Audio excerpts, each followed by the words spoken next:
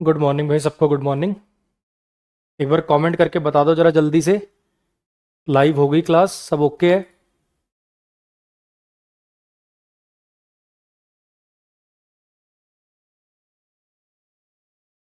जल्दी से एक बार कमेंट करके बता दो क्या क्लास लाइव हो गई है, ऑडियो वीडियो ओके है?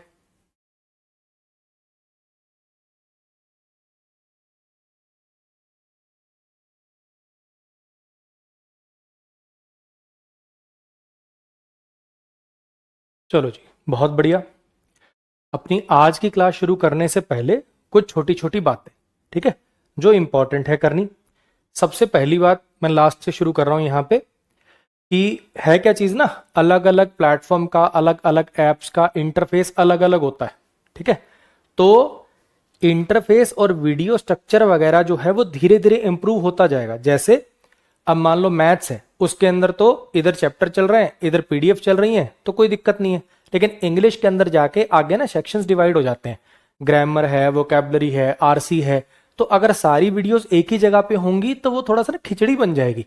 उसको अलग अलग फोल्डर्स में होना चाहिए, ग्रामर अलग होनी चाहिए, वोकैब अलग होनी चाहिए, आरसी अलग होनी चाहिए। तो ये सारी चीजें मैंने करने के लिए बोली हुई है। 15 दिन के अंदर अंदर वो सारी चीजें हो जाएंगी, और 15 दिन के अंदर तब तक तो अपनी ग्रामर की क्लासेस चलेंगी, तो हमें दिक्कत भी नहीं, ठीक है। तो कहने का मतलब, धीरे धीरे सब चीजों में इंप्रूवमेंट आएगा।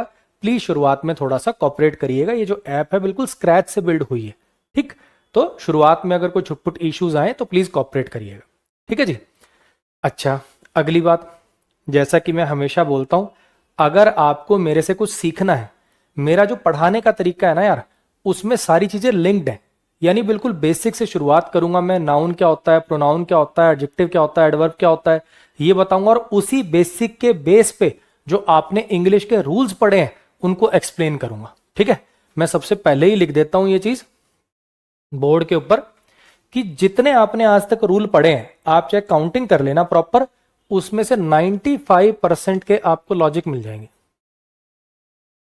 ठीक है।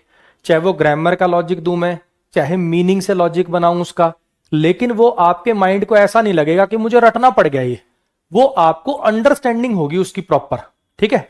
तो इंग्लिश जिनको लगता है कि एक रटने का सब्जेक्ट है, जिनको लगता है कि इसमें तो रट्टे ही मारने पड़ेंगे, ऐसा नहीं है भाई। 95% चीजों को मैं लॉजिकली आपको एक्सप्लेन कर दूंगा। हाँ, 5% चीजें देखो माननी पड़ेंगी, याद करनी पड़ेंगी, ठीक है जी। तो अगर आप चाहते हैं कि आपको सब चीजें समझ में आए और आप इस बैच से प्रोडक्टिविटी जो आनी चाहिए वो ले पाए, तो सारी की सारी क्लासेस रेगुलरली अटेंड करिएगा और टाइम से आइएगा। ये नहीं कि क्लास है 11 बजे की, आप आए उसके अंदर 12 बजे और फिर कह रहे हो सर समझ नहीं आ रहा। कैसे समझ आएगा भाई, है ना। तो रेगुलरली आना है और टाइम के ऊपर आना है। क्लियर होगा। Watch all the watch all the lectures in proper sequence. जैसा कि मैंने आपको पहले कहा बच्चे, मेरा जो पढ़ाने का तरीका है ना, वो इंटरलिंक्ड है सारे चैप्टर्स। ऐसा नहीं है कि आपका जब मर्जी मन में आया आपने अच्छा 5वें चैप्टर से क्लास शुरू कर ली, 2 क्लास देखी, उसके बाद सीधा 7वीं क्लास पे आ गए, तो चीजें समझ में नहीं आएंगी। एक जैसे सीढ़ी चलती है ना, आपको टॉप तक पहुंचना है तो पहली सीढ़ी से डायरेक्ट वहां नहीं पहुंच सकते, आपको कदम बाय कदम ऐसे ही चलना पड़ेगा, और कोई चारा नहीं, ठीक है। तो इस चीज का ध्यान रखिएगा कि सारे के सारे लेक्चर्स जिस सीक्वेंस में मैं पढ़ाऊं उसी सीक्वेंस में पढ़ने। नोट्स कब बनाने हैं? नोट्स दो तरीके हैं आपके पास, या तो खुद बना सकते हो या मेरे प्रिंटेड नोट्स आते हैं वो ले सकते हो, ठीक है। लेकिन जब खुद भी बनाओगे, अगर आपको खुद बनाने हैं, देखो खुद किसको बनाने चाहिए और प्रिंटेड किसको लेने चाहिए। अगर आप अभी कॉलेज फर्स्ट ईयर में हो, सेकंड ईयर में हो, आपके पास अच्छा खासा समय है, तो आप खुद बनाना प्रेफर करिए।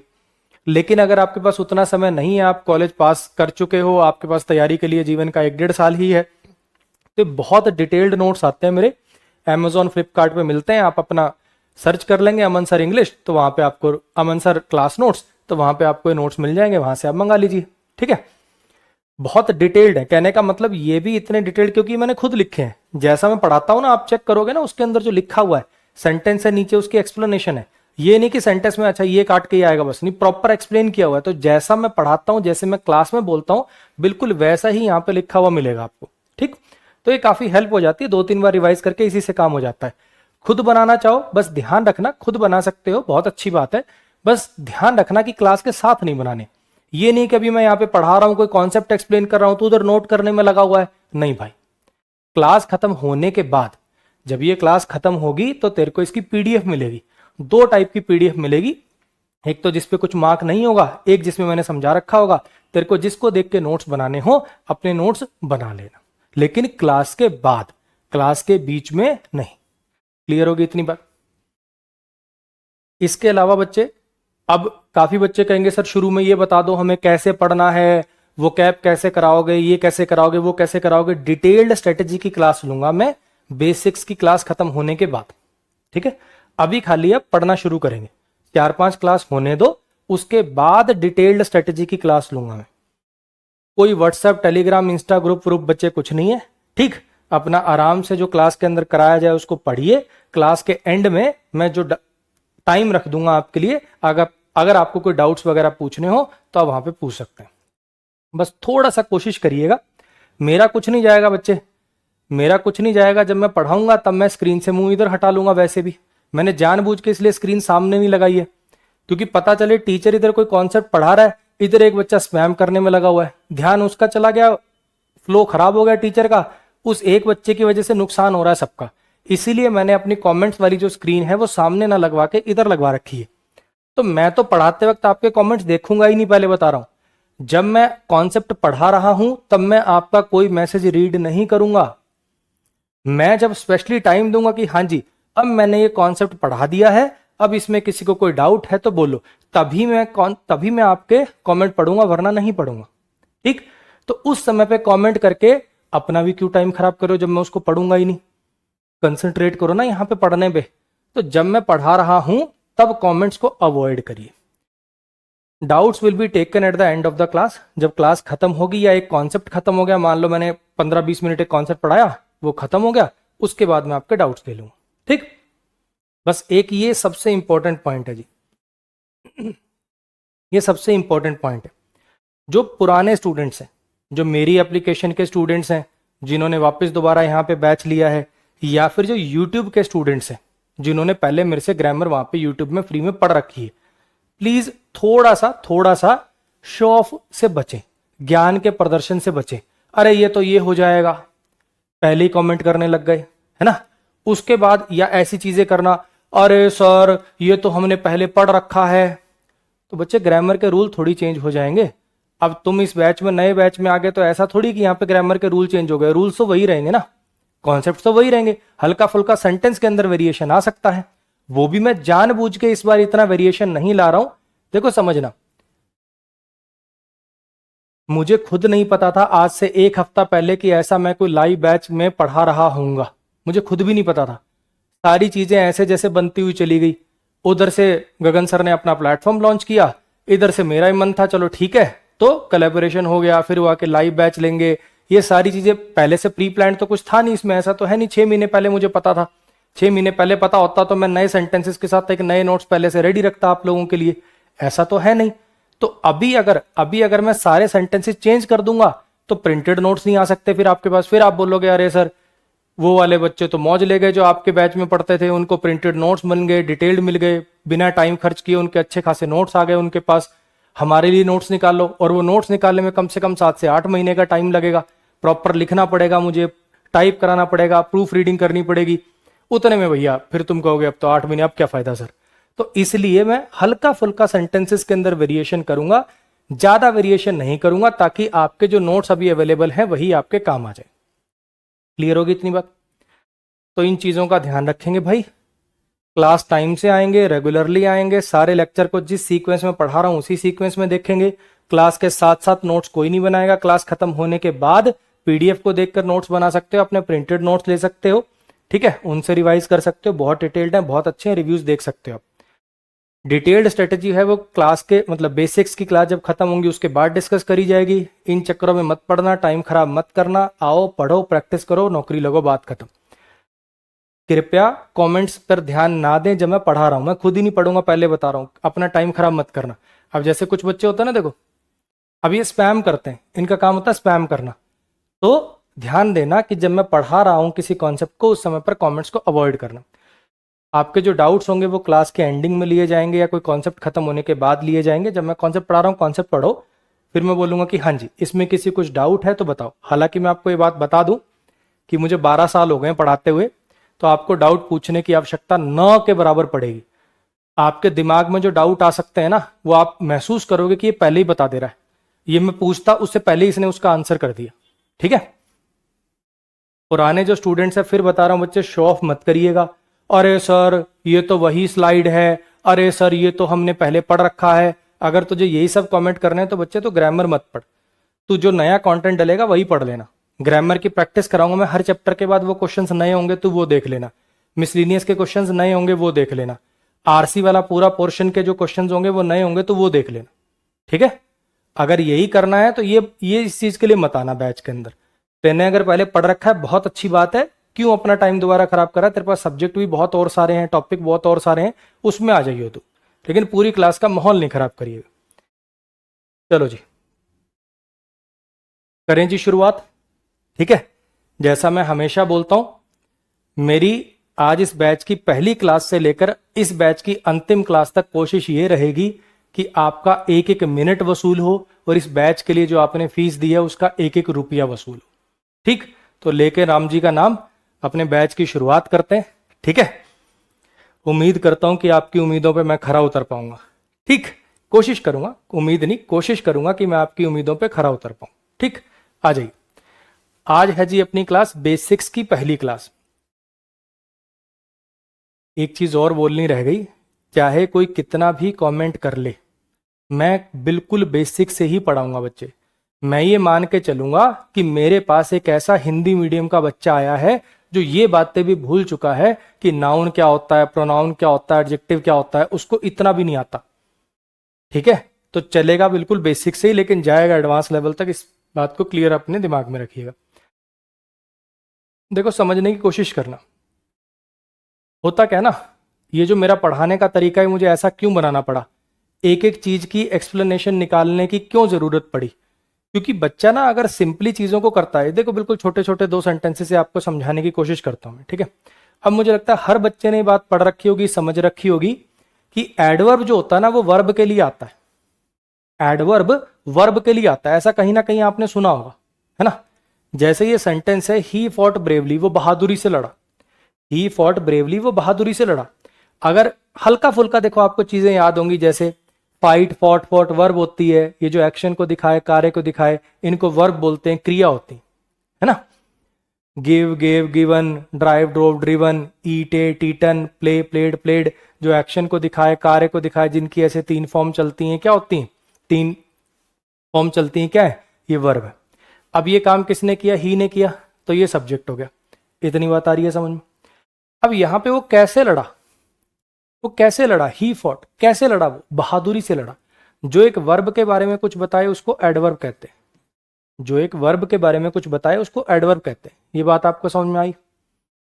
अब आते हैं अपन इस सेंटेंस के ऊपर। ठीक, हल्का फुल्का, हल्का फुल्का अगर आपको थोड़ा मोटा, मैं फिर बता रहा हूं, ये कोई पढ़ाना शुरू नहीं किया मैंने आपको, मैं बता रहा हूं कि मुझे जैसा मैं पढ़ाता हूं वैसा क्यों पढ़ाना पड़ता है। हल्का फुल्का आप लोगों ने कुछ ऐसा समझने की कोशिश करोगे। देखो 3 वर्ड है, ब्रेवरी, ब्रेव और ब्रेवली। ब्रेवरी होता है एक नाउन, बहादुरी, है ना। He is known for his bravery, वो अपनी बहादुरी के लिए जाना जाता है। ऐसे ही इज वेरी ब्रेव, वो बड़ा बहादुर है। ब्रेव सोल्जर, ब्रेव मैन, जो नाउन को क्वालिफाई करे, ब्रेव हो जाता है एडजेक्टिव। और he fought bravely, he faced the situation bravely, तो ये हो जाता है एडवर्ब। ब्रेवरी नाउन है, ब्रेव एडजेक्टिव है और ब्रेवली एडवर्ब है। अभी नहीं भी समझ में आ रहा तो कोई बात नहीं, खाली बस जो मैं बात बोलना चाह रहा हूं वो समझना। ही सब्जेक्ट है, सीम, सीम्ड, सीम्ड ये वर्ब हो गया। अब यहां पे भी वर्ब थी, यहां पे भी वर्ब थी, लेकिन इस वर्ब के लिए मैंने एडवर्ब लिखा, लेकिन इस वर्ब के साथ यहां एडजेक्टिव ठीक है। यहां ब्रेवली नहीं आएगा, ही सीम्स ब्रेवली नहीं आएगा, यहां पे ही सीम्स ब्रेव आएगा। मेरी कुछ बात आ रही है समझ में, क्या कहना चाह रहा हूं। ऐसा क्यों हो रहा है, आखिर ऐसा क्यों हो रहा है। He fought bravely, he fought bravely, यहां पे तो वर्ब के लिए एडवर्ब लगा रहे हैं, यहां पे वर्ब के बाद एडजेक्टिव लिख रहे हैं, ऐसा क्यों हो रहा है। हमने सबने, आप लोगों ने पढ़ रखा होगा कि वर्ब के लिए एडवर्ब आती है, वर्ब के लिए एडवर्ब आती है, वर्ब के लिए एडवर्ब आती है, तो ऐसा क्यों हो गया यहां पर। अब ऐसी बातों को समझने के लिए आपको ना इन डेप्थ नॉलेज चाहिए। कि सर इस वर्ब और इस वर्ब में फर्क है, इस वर्ब और इस वर्ब में फर्क है। ये वाली वर्ब एक एक्शन को दिखाने वाली वर्ब है, जिसमें कोई एक्शन हो रहा है, तो एक्शन को दिखाने वाली वर्ब के लिए यहां पे एडवर्ब आया, लेकिन इस वर्ब में कोई एक्शन नहीं हो रहा है। सीम का मतलब होता है प्रतीत होना, वो बहादुर लग रहा है, ही सीम्स ब्रेव, लगता है कि वो बहादुर है। इसमें कोई एक्शन नहीं हो रहा है। इसमें जो आगे वर्ड लिखोगे वो वर्ब के लिए नहीं, इसके लिए आ रहा है, इसकी कोई क्वालिटी बताई जा रही है। और नाउन या प्रोनाउन के लिए जो वर्ड लगाए जाते हैं वो एडजेक्टिव होते हैं। मेरी कुछ बात आई आपको समझ में, क्या कहना चाह रहा हूं? अब ये वाली जो बातें हैं ये तो वही इंसान समझ पाएगा ना जिसको ये पता हो एडजेक्टिव क्या होता है, एडवर्ब क्या होता है, एक्शन वर्ब क्या होती हैं, लिंकिंग वर्ब्स क्या होती हैं। ये सारी बातें तो वही समझ पाएगा ना। मैं इसकी एक्सप्लेनेशन ये तो नहीं दे सकता कि बेटा देख यहां बोलने में ब्रेवली अच्छा लग रहा है, बेटा देख यहां बोलने में ब्रेव अच्छा लग रहा है तो ये लगा ले, ऐसा तो नहीं कर सकता ना मैं। मेरे को तो इसको एक्सप्लेन करना पड़ेगा ना कि यहां पे ब्रेवली क्यों लगा और यहां पे ब्रेव क्यों लगा, एक्सप्लेन करना पड़ेगा ना मुझे। तो उसकी एक्सप्लेनेशन वो बच्चा कैसे, आप लोग में से कैसे कोई समझ पाएगा जब उसको यही नहीं पता कि एडजेक्टिव क्या होता है, एडवर्ब क्या होता है, लिंकिंग वर्ब्स क्या होती हैं, स्टेटिव वर्ब्स क्या होती हैं, सारी बातें ये चीजें पता ही नहीं है तो कैसे समझेगा। इसलिए हमें पढ़ना पड़ता है बिल्कुल बेसिक से। ऐसे इसकी अगर बात करूं, आई हेट योर वाइफ आएगा कि योर्स वाइफ आएगा, इनमें से कौन सा आएगा? वाइफ नाउन है, ठीक है। अब ये तो नहीं कह सकता ना मैं कि बोलने में ये अच्छा लग रहा है ये लगा लो, मुझे इसको एक्सप्लेन करना पड़ेगा कि योर्स एक प्रोनाउन होता है और योर एक एडजेक्टिव होता है। प्रोनाउन का काम होता है नाउन की जगह पे आना और एडजेक्टिव का काम होता है नाउन के साथ लगकर उसके बारे में कुछ बताना, है ना। तो यहां पे नाउन के साथ लगाना है तो प्रोनाउन कैसे आ पाएगा? यहां पर तो एक एडजेक्टिव आ पाएगा। अब ये बातें तो वही बच्चा समझ सकता है ना, ये बातें तो वही बच्चा समझ सकता है ना जिसके बेसिक्स क्लियर हो, नाउन क्या है, प्रोनाउन क्या है, एडजेक्टिव क्या है, एडवर्ब क्या है, जिसको ये बातें क्लियर हो वही तो बच्चा ये सारी बातें समझ पाएगा।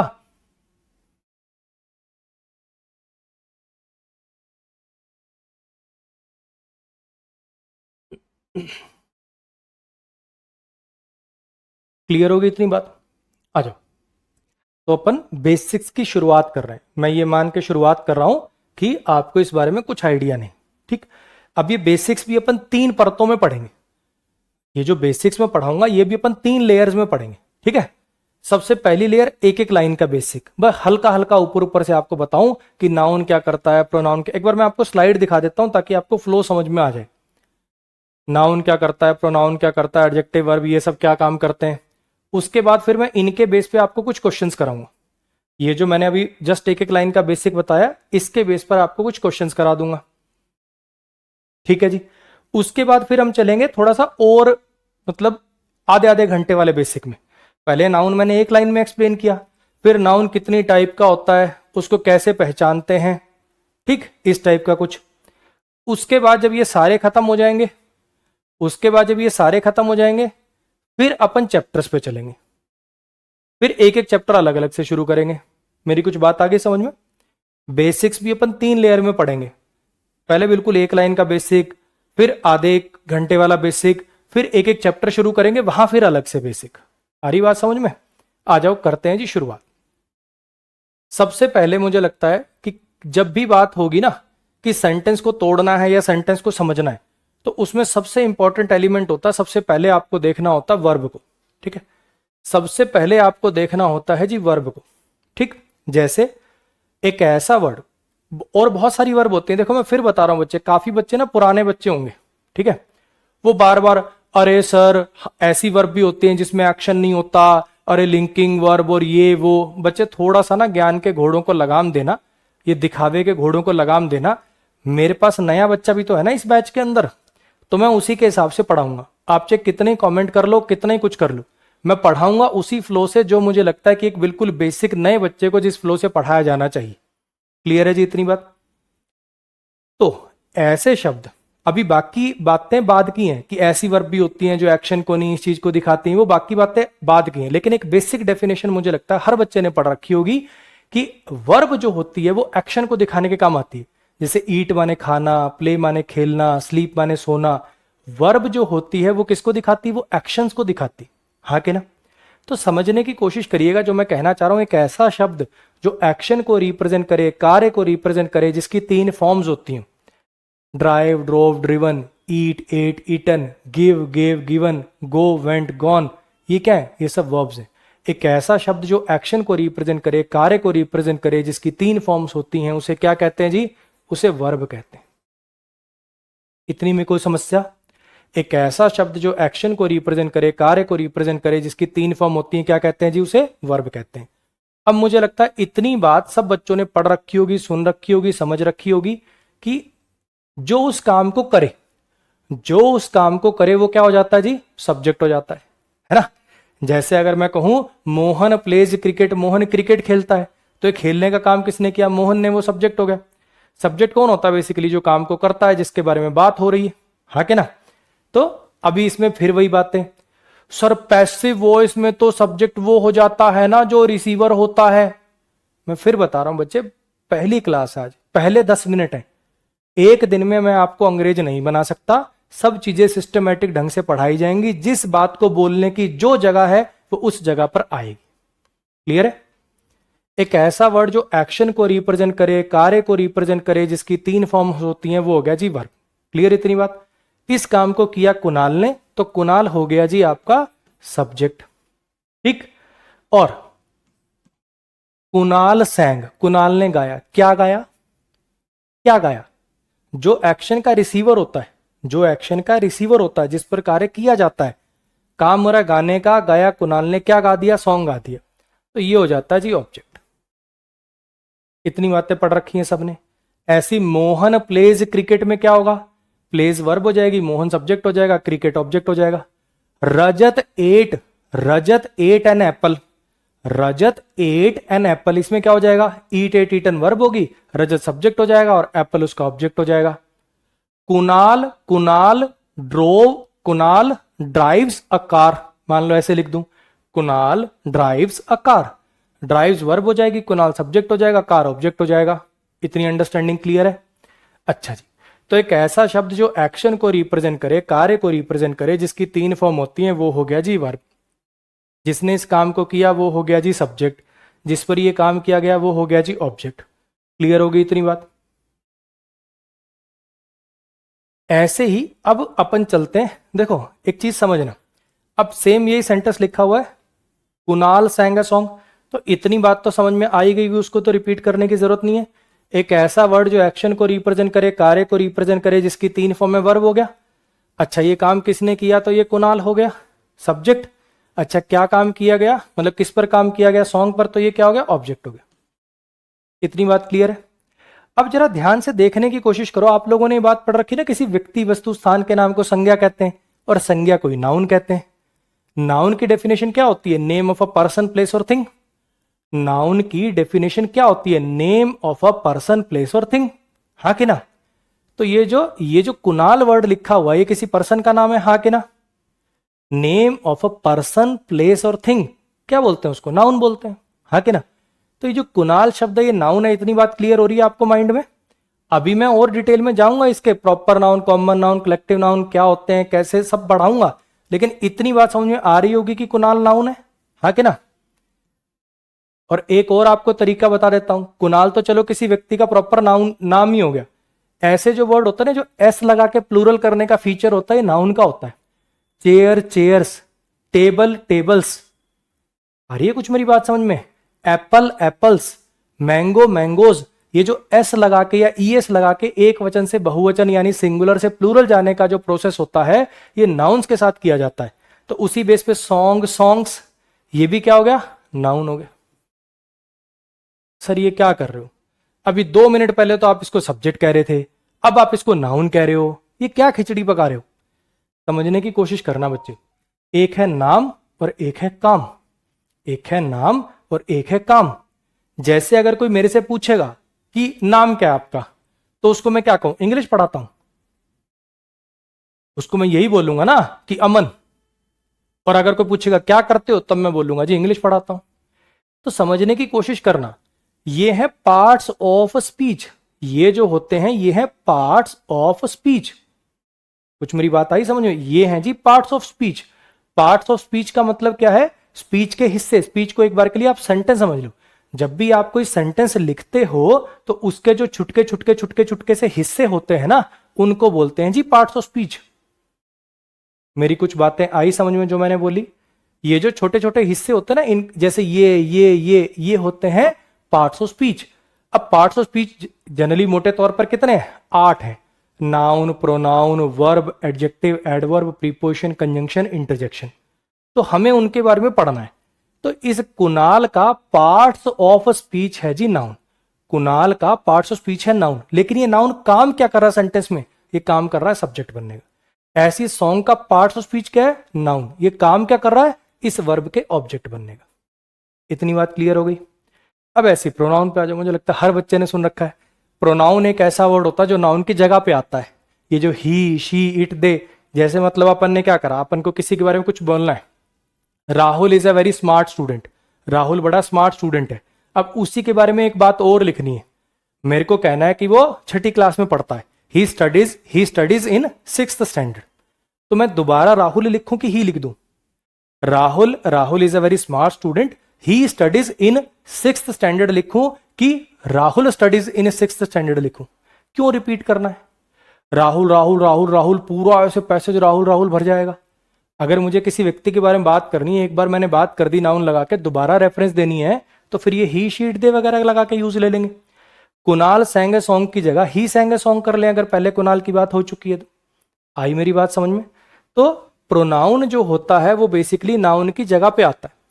प्रोनाउन जो होता है वो नाउन की जगह पे आता है, ये नाउन की रिप्लेसमेंट होता है। और इसको बनाया क्यों गया है? ताकि सेंटेंसेस पढ़ने में बुरे ना लगे। बार बार एक ही नाउन, अब सचिन पे ऐसे लिखना, सचिन सचिन सचिन सचिन सचिन, हर सेंटेंस में सचिन लिख रहे हो। आ रही है मेरी कुछ बातें समझ में? चलो नेक्स्ट पे आ जाओ। अगला पार्ट है जी अपना एडजेक्टिव। मैं फिर बता रहा हूं, अभी एक एक लाइन का बेसिक बता रहा हूं, इनकी और डेप्थ में चलेंगे। एडजेक्टिव का काम क्या होता है? इसकी वजह से जो प्रोनाउंसिएशन होती है ना, और एक तो आगे जैसे प्रोनाउंसिएशन, ऐसे मत बोलिएगा, प्रोनाउंसिएशन ऐसे बोलना है। जो एडजेक्टिव होता है इसको ना एडजेक्टिव नहीं होती, इसकी सही प्रोनाउंसिएशन होती है एडजेक्टिव। लेकिन मैं भी अक्सर बोल जाता हूं इसको एडजेक्टिव, तो चल जाएगा, क्योंकि अपने एग्जाम में जनरली ऐसी कोई इंटरव्यू वगैरह वाला स्टेज है नहीं, और जिसका है भैया उसको थोड़ी सी फिर उस पर काम करना पड़ेगा। ठीक, चलो। एडजेक्टिव का काम होता है किसी नाउन या प्रोनाउन को क्वालिफाई करना। अब ये क्वालिफाई करने से मतलब क्या? बेसिकली उसके बारे में कुछ बताना। किसी नाउन या प्रोनाउन के बारे में कुछ बताना, उसको क्वालिफाई करना है। इंग्लिश में वर्डिंग लिखते हैं क्वालिफाई करना। क्वालिफाई का मतलब है बेसिकली उसके बारे में कुछ बताना, उसकी को क्वालिटी बताना, क्वांटिटी बताना, पोजेशन बनाना, इस टाइप के काम करता है। ठीक, सेंटेंस देखते हैं अपन। सिंग सैंग संग, फिर से क्या हो गया? वर्ब हो गया। किसने गाया? कुणाल ने, तो ये सब्जेक्ट हो गया, पार्ट्स ऑफ स्पीच नाउन हो गया। आ रही है ना बात समझ में? सब्जेक्ट भी लिख रहा हूं और नाउन भी लिख रहा हूं। नाउन इसका पार्ट्स ऑफ स्पीच है, नाउन इसका पार्ट्स ऑफ स्पीच है, और सब्जेक्ट ऑब्जेक्ट बनना ये इनके काम है। क्लियर हो गया? सब्जेक्ट ऑब्जेक्ट बनना इनके काम है, नाउन इसका पार्ट्स ऑफ स्पीच है। Kunal sang a romantic song, Kunal ने क्या कहा? सॉन्ग गाया जी, तो ये ऑब्जेक्ट हो गया, पार्ट्स ऑफ स्पीच नाउन हो गया। आप ऐसा भी देख सकते हो, देखो जैसे वर्ब से ना, वर्ब से आप पूछो व्हाट, वर्ब से पूछो क्या। कुणाल सैंग व्हाट, कुणाल ने क्या गाया? सॉन्ग गाया। हाँ के ना? जब कोई पर्सन होगा तो हुम पूछेंगे। मान लो यहां पे लिखा होता रजत स्लैप्ड शालिनी, मान लो यहां पे लिखा होता रजत स्लैप्ड शालिनी, तो रजत स्लैप्ड हुम? शालिनी। वर्ब से क्या और किसको के जवाब, वर्ब से क्या और किसको के जवाब जो होते हैं वो ऑब्जेक्ट होते हैं। वर्ब से अगर मैं क्वेश्चन करूं, वर्ब से अगर मैं क्वेश्चन करूं व्हाट या हुम, वर्ब से अगर मैं क्वेश्चन करूं व्हाट या फिर हुम, तो जो जवाब में मिलेगा वो बेसिकली ऑब्जेक्ट हो जाता है। क्लियर है इतनी बात? तो यहां पे इस सेंटेंस पे जब हम आए, Kunal sang a romantic song, Kunal ने एक रोमांटिक सॉन्ग गाया। सिंग सैंग संग वर्ब होगी, कुणाल सब्जेक्ट हो गया, सॉन्ग ऑब्जेक्ट हो गया। कैसा सॉन्ग गाया भाई? कैसा सॉन्ग गाया? रोमांटिक सॉन्ग गा दिया। तो इसने सॉन्ग की विशेषता बताई, सॉन्ग के बारे में कुछ बताया, हाँ कि ना? Kunal song a romantic song, sad song, short song, lengthy song, Sufi song. तो ये शब्द ये सारे के सारे शब्द क्या कर रहे हैं? सॉन्ग की विशेषता बता रहे हैं, सॉन्ग के बारे में कुछ बता रहे हैं। जो एक नाउन के बारे में कुछ बताए जो एक नाउन के बारे में कुछ बताए उसको क्या कह देते हैं? उसको एडजेक्टिव कह देते हैं। आ रही है मेरी बात समझ में? मैं आपको एक एक लाइन में काम बता रहा हूं चीजों के। अगर आगे से आपसे कोई पूछेगा, अगर आगे से आपसे कोई पूछेगा कि जी ये नाउन क्या काम करते हैं अंग्रेजी में, नाउन अंग्रेजी में क्या काम करते हैं, तो नाउन का काम होता है बच्चे सब्जेक्ट ऑब्जेक्ट बनना। किसी वर्ब का सब्जेक्ट ऑब्जेक्ट बनने का काम, ये इनका बेसिक काम है। और भी काम होते हैं, अभी मैं एक एक लाइन वाला बेसिक पढ़ा रहा हूं, इसलिए जो सबसे मूल इनका काम है वो आपको बता रहा हूं। ठीक है जी। अगर आपसे कोई पूछे नाउन अंग्रेजी में करते क्या है, ये तो आप लोगों ने पढ़ रखा है कि नाउन 5 टाइप का होता है, proper noun, common noun, collective noun, material noun, abstract noun, ऐसे। लेकिन अगर कोई तुमसे पूछेगा ना आगे से कि नाउन करता क्या है, तो तुम उसको बोलना कि वर्ब का या तो सब्जेक्ट बनता है या ऑब्जेक्ट बनता है, ये मेजर काम होता है नाउन का। ऐसे ही प्रोनाउन, ये ही, शी, इट, दे वगैरह ऐसे प्रोनाउन होते हैं तो तुम्हें पता है। लेकिन आगे से कोई तुमसे पूछे ना कि प्रोनाउन करता क्या है, तो कहना जब नाउन को रिपीटिशन से बचाना हो ना, बार बार एक ही नाउन रिपीट ना करना हो, सेंटेंस गंदे लगने लग जाते हैं, अजीब लगने लग जाते हैं, तो उसलिए प्रोनाउन का यूज लिया जाता है। कोई पूछे वर्ब क्या करती है, तो बोलना एक्शन को रिप्रेजेंट करती है। कोई पूछे एडजेक्टिव क्या करता है, तो ये कहना कि नाउन या प्रोनाउन के बारे में कुछ इंफॉर्मेशन कन्वे करता है, कुछ बताता है। ऐसी जो एडवर्ब होती है, एडवर्ब का काम होता है किसी वर्ब के बारे में कुछ बताना, किसी एडजेक्टिव के बारे में कुछ बताना, या किसी दूसरे एडवर्ब के बारे में कुछ बताना। ठीक है, आएंगे सबके एग्जाम्पल मिलेंगे कि एडजेक्टिव के लिए कैसे आता है, एडवर्ब के लिए कैसे आता है। अभी एक एक लाइन का बेसिक चल रहा है ना, तो टेंशन मत लेना, सब चीजें आगे आएंगी। आप बस एक चीज का ध्यान दो, मेरे से आगे मत भागना, जो मैं पढ़ा रहा हूं उस फेज में रहना कि अभी सर ने ये सेंटेंस बताया, क्या मुझे समझ में आ गया, बस। बच्चे सब कुछ कवर होगा पहली ही क्लास के अंदर। अब जैसे ये जो नाउन है, ये तो सब्जेक्ट कॉम्प्लीमेंट भी बनता है, ये तो ऑब्जेक्ट कॉम्प्लीमेंट भी बनता है। क्या मैं पहली क्लास के पहले सेंटेंस में ये बात एक्सप्लेन कर दूं आपको? आपका दिमाग फट जाएगा, अरे यार ये क्या खिचड़ी बना दी। तो मुझे पता है ना एज ए टीचर की कौन सी बात मुझे कहां पढ़ानी है, कहां बोलनी है। तो ध्यान रखिएगा बच्चे, आगे आगे मत भागिएगा, सर ये कैसे होगा, सर यहां पे आपने ये लिख भी रखा है, ये कैसे होगा। वो काम मेरा है, वो मैं बताऊंगा आपको कौन सी चीज कब पढ़ानी है, वो मैं अपने आप पढ़ा दूंगा। बस आप ये देखिए कि उस पर्टिकुलर सेंटेंस में जो सर पढ़ा रहे हैं, जो बोल रहे हैं, वो मुझे समझ आ रहा है क्या। ठीक है, फिर से वही, Kunal sang a song sweetly, Kunal ने गाना गाया बड़ा स्वीटली, मधुरता से, है ना। तो फिर से वही सिंग सैंग संग वर्ब हो गया। जान के मैंने सेंटेंस सेम लिया ताकि आपको समझ में आए कि चल क्या रहा है, एडजेक्टिव कहां लग रहा है, एडवर्ब कहां लग रहा है, क्या काम कर रहा है, ताकि आपके दिमाग में उसकी पिक्चर बने। ये काम किया कुणाल ने, तो कुणाल सब्जेक्ट हो गया, पार्ट्स ऑफ स्पीच इसका नाउन हो गया। ये सॉन्ग क्या हो गया, ऑब्जेक्ट हो गया, पार्ट्स ऑफ स्पीच इसका नाउन हो गया। अब आपने आगे लिखा हुआ स्वीटली, कुणाल ने गाना गाया बड़ी मधुरता से। अब ध्यान से समझने की कोशिश करना, ये जो स्वीटली है ये सॉन्ग की विशेषता बता रहा है क्या? ये जो स्वीटली है ये सॉन्ग की विशेषता बता रहा है क्या? सोचो जरा एक बार। हाँ जी, Kunal sang a song sweetly, Kunal ने गाना गाया बड़ी मधुरता से। सोचो जरा एक बार कि ये सॉन्ग की विशेषता बता रहे कि कैसे गाया उसकी विशेषता बता रहे। इसने सॉन्ग की विशेषता बताई कि कैसे गाया, इस वर्ब की विशेषता बताई। ये स्वीटली आपको क्या लग रहा है, किसके लिए आया है? सॉन्ग के लिए आया कि सैंग के लिए आया? सोचो। अगर ये सॉन्ग के लिए आया होता ना, अगर ये सॉन्ग के लिए आया होता तो यहां लिखा होता ये Kunal sang a sweet song, sweetly ना लिखा होता, स्वीट लिखा होता। स्वीट एडजेक्टिव है, स्वीटली एडवर्ब है। Kunal sang a sweet song, old song, new song, romantic song, ऐसे लिखा होता। ये सॉन्ग की नहीं है बच्चे, विशेषता बता रहा है कि काम कैसे हुआ। जो किसी वर्ब के बारे में कुछ बताए उसको कहते हैं एडवर्ब। जो किसी वर्ब के बारे में कुछ बताए उसको कहते हैं एडवर्ब। ठीक है जी।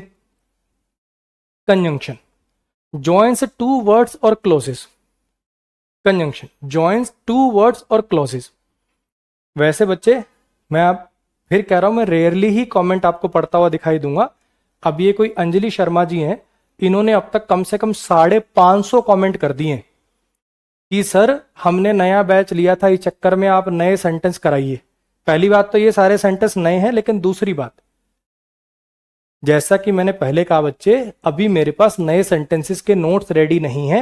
मैं अगर आज नए सेंटेंस कराऊंगा तो नए नोट्स आने में 7 महीने लग जाएंगे, तब तक आपका ये बैच खत्म हो जाएगा। ठीक है, तो अगर आप पुराने बच्चे हो तो आप ग्रामर मत देखिए। और ये वाली कंपल्शन मेरे ऊपर लगाने के लिए आप जो ये 550 कमेंट कर रहे हो बच्चे, क्लास खत्म होते ही सबसे पहला काम मैं ये करूंगा कि आपकी आईडी ब्लॉक होगी। स्पैम मत करिए, ठीक है, स्पैम मत करिए। ये जो आपने मेरा 1 मिनट खराब कराया ना, ये मेरा 1 मिनट नहीं खराब कराया। ये जो कोई 2-3 हजार बच्चे जो इसको लाइव देख रहे हैं ना पहली क्लास को, वो 3,000 बच्चों का आपने 1.5-2 मिनट खराब करा दिए। तो मैं गुस्सा होना नहीं चाहता हूं, इरिटेट होना नहीं चाहता हूं, बस मुझे पुश मत करिए। एक बार आपने बात लिख दी, बात खत्म होगी। 550 बार आप कमेंट कर चुके हो, 550 बार at least. Now you are irritating me. ठीक है, अगर आपको बहुत ज्यादा दिक्कत है तो मेरे इंक्वायरी वाले नंबर पे मैसेज कर लेना, मैं खुद बात करके आपकी जो फीस है ना ये रिफंड कर दूंगा आपको। आ रही बात समझ में?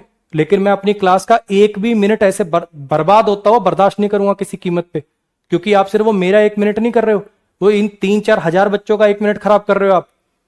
This is the last warning for you Anjali Sharma, और ऐसे और 4-5 और जो आगे आएंगे।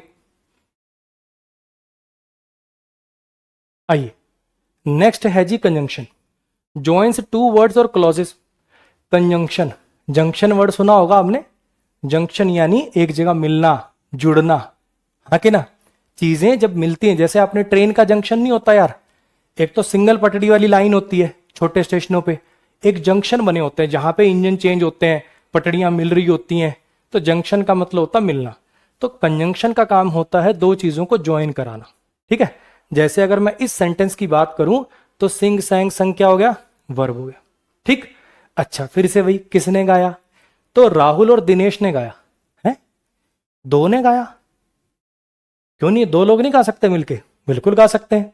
तो राहुल और दिनेश, राहुल और दिनेश ये दोनों के दोनों जो हैं, दोनों ही सब्जेक्ट माने जाएंगे, क्योंकि इन दोनों ने किया इस काम को। तो अगर इन दोनों ने किया है, ये दोनों सब्जेक्ट हो गए, तो ये दो दो सब्जेक्ट क्यों आ पा रहे हैं? इनको हमने जोड़ा है एक कंजंक्शन से। एक ऐसा शब्द, एक ऐसा शब्द जो दो चीजों को जोड़े। दो नाउन भी हो सकते हैं, दो प्रोनाउन भी हो सकते हैं। जैसे यहां पे लिखा होता ही एंड आई, यहां पे लिखा होता ही एंड आई सैंग अ सॉन्ग, तो दो प्रोनाउन को जोड़ दिया। ऐसी दो एडजेक्टिव को भी जोड़ सकते हैं।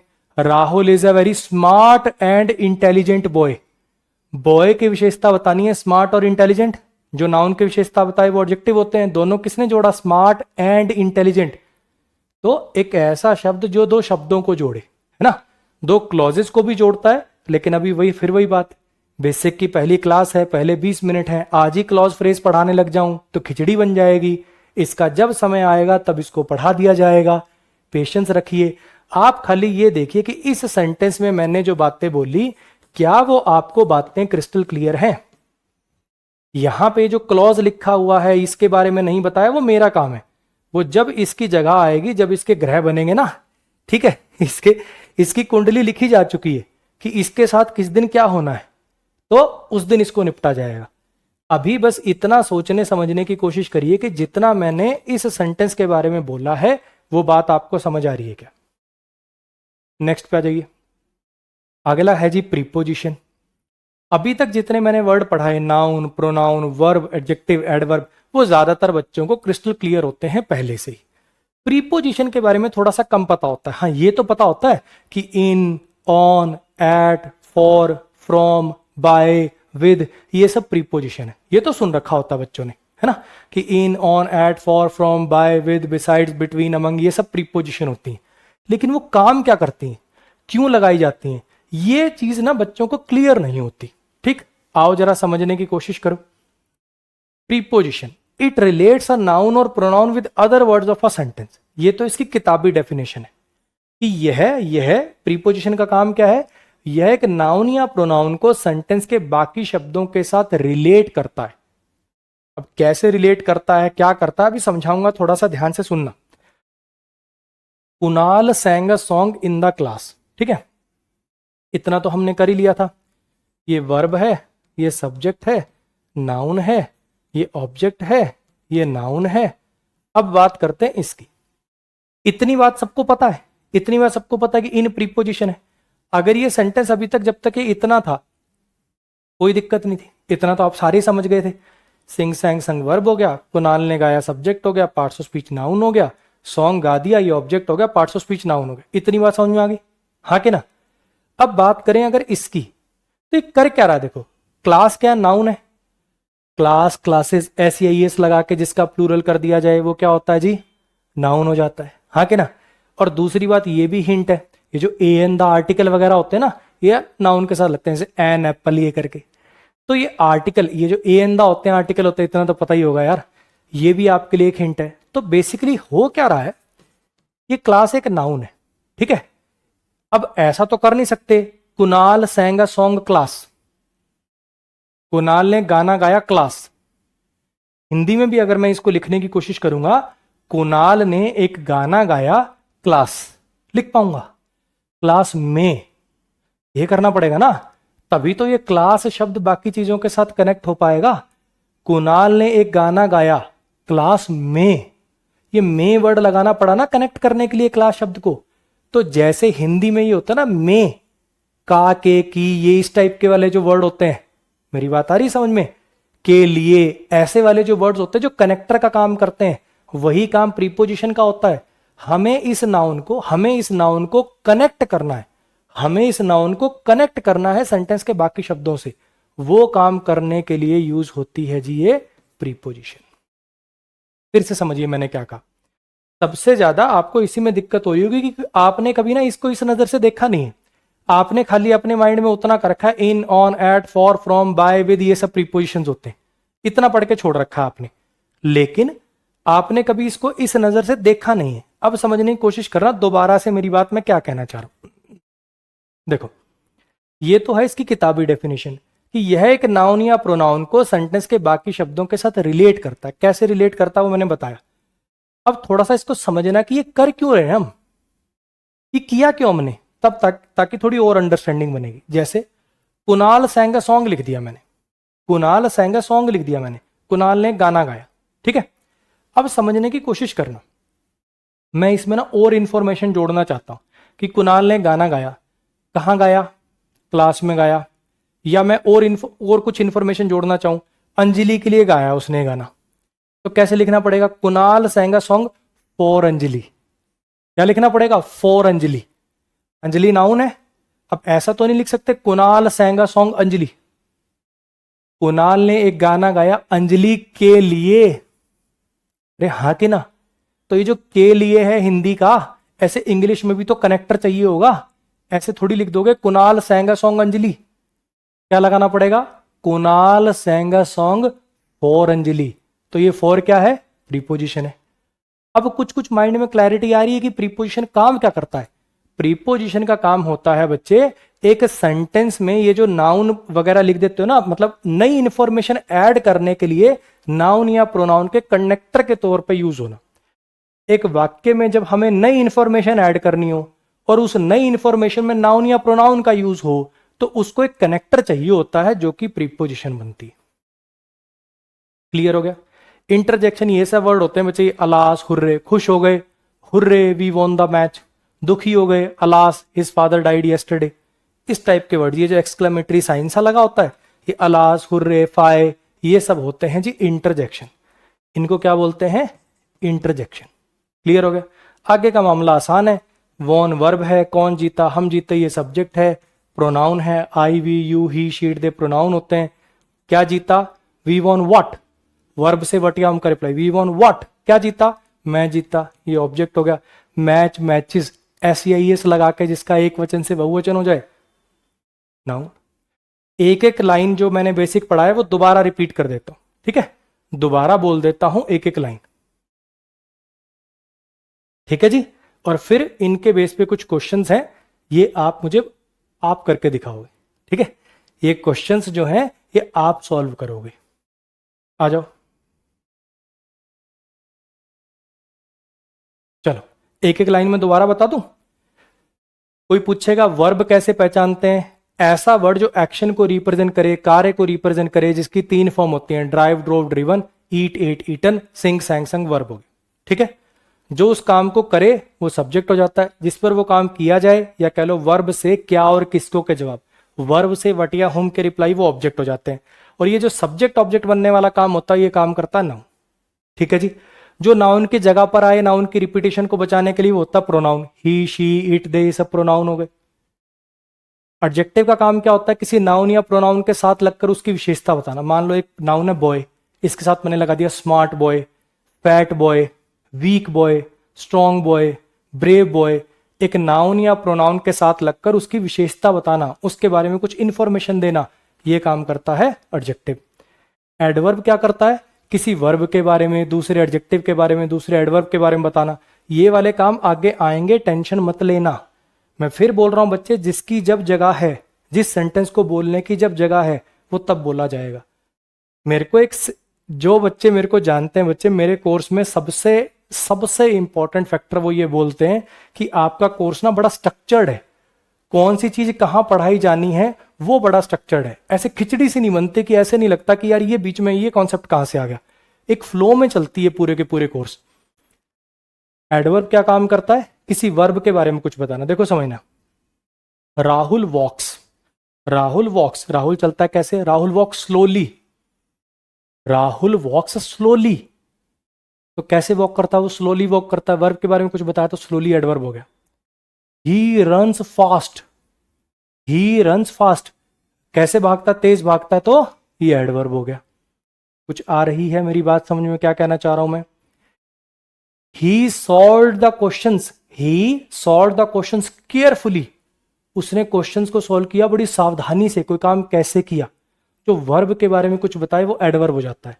हमेशा नहीं, ये एल वाई थोड़ा सा इनकी पहचान होती। जरूरी नहीं होता कि हर एल वाई वाला वर्ड ही एडवर्ब हो, पढ़ाऊंगा आगे, लेकिन अक्सर अक्सर आप देखेंगे कि ये जो वर्ड होते हैं ना, स्वीटली, नाइसली, ब्रेवली, केयरफुली, ये सब एडवर्ब के जैसा काम कर रहे होते हैं। ठीक है। कंजंक्शन का काम क्या है? दो चीजों को जोड़ना। वो दो नाउन भी हो सकते हैं, प्रोनाउन भी हो सकते हैं, एडजेक्टिव भी हो सकते हैं, एडवर्ब भी हो सकते हैं। प्रीपोजिशन की बात करें तो प्रीपोजिशन का काम है जब हमें एक सेंटेंस में नई इंफॉर्मेशन ऐड करनी हो। देखो ये सेंटेंस इतना था, अपने आप में पूरा है, कोई दिक्कत नहीं। ये सेंटेंस इतना था, अपने आप में पूरा है, कोई दिक्कत नहीं है। जब आपको इसमें नई इंफॉर्मेशन ऐड करनी है, कुणाल सेंगा सॉन्ग, क्लास में गाया, अंजलि के लिए गाया, सोमवार को गाया। जब नई इंफॉर्मेशन ऐड करनी होगी एक नाउन का यूज करके, तो एक कनेक्टर चाहिए होगा। Kunal sang a song for Anjali, Kunal sang a song on Sunday, Kunal sang a song at the station. जब भी आप यहां पे नाउन लिखोगे तो उसको बाकी शब्दों के साथ रिलेट करने के लिए कनेक्टर चाहिए होगा, वही है आपकी प्रीपोजिशन। प्रीपोजिशन का काम होता है एक नाउन या प्रोनाउन से पहले आकर उस नाउन या प्रोनाउन का कनेक्शन एस्टेब्लिश करना इसके साथ, सेंटेंस के बाकी वर्ड्स के साथ। आगे चल के आपको मैं पढ़ाऊंगा कि जैसे वर्ब के बाद आने वाला नाउन या प्रोनाउन वर्ब का ऑब्जेक्ट होता है, ऐसे प्रीपोजिशन के बाद जो नाउन या प्रोनाउन लिखा होता है उसको प्रीपोजिशन का ऑब्जेक्ट कहते हैं। ये बात आगे आएगी। अभी के लिए बस मैं बोल के छोड़ रहा हूं, इसको कहते हैं प्रीपोजिशन का ऑब्जेक्ट। ये नाउन काम करा प्रीपोजिशन के ऑब्जेक्ट बनने का, ये बात आगे आएगी, टेंशन मत लेना। इंटरजेक्शन, ये अलास हुर्रे वगैरह इंटरजेक्शन हुए। अब आप थोड़ी सी मेहनत करिए। ठीक, ये जो ब्रैकेट के अंदर वर्ड दिया है, आपको सोचना है कि इसका पार्ट्स ऑफ स्पीच क्या है। अगर आपने अभी तक की क्लास अच्छे से देखी है तो आपसे ये इजीली होने चाहिए। करो ट्राई।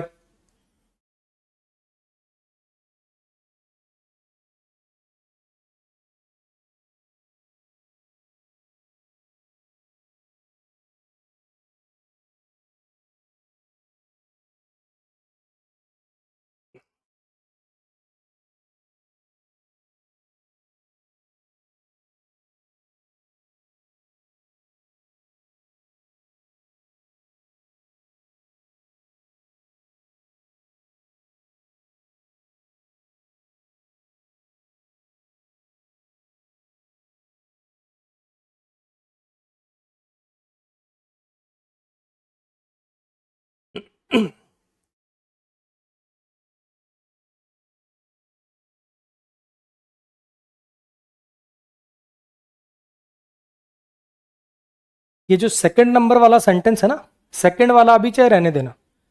एक्चुअली इसमें लिंकिंग वर्ब यूज हो गई है जो अभी मैंने पढ़ाया नहीं है। सेकंड वाला सेंटेंस अभी के लिए रहने देना। इस सेंटेंस को मैं चेंज कर दूंगा, कोई इजी सेंटेंस डाल दूंगा।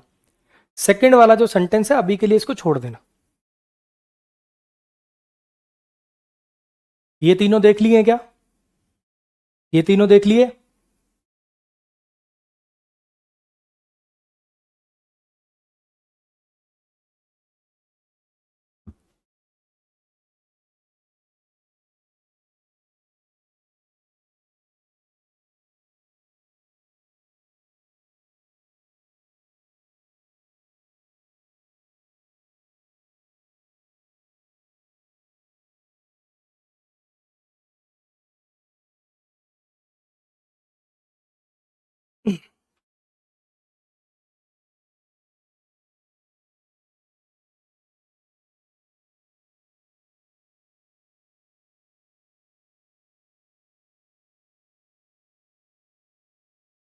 हाँ जी, हो गए तीनों भी?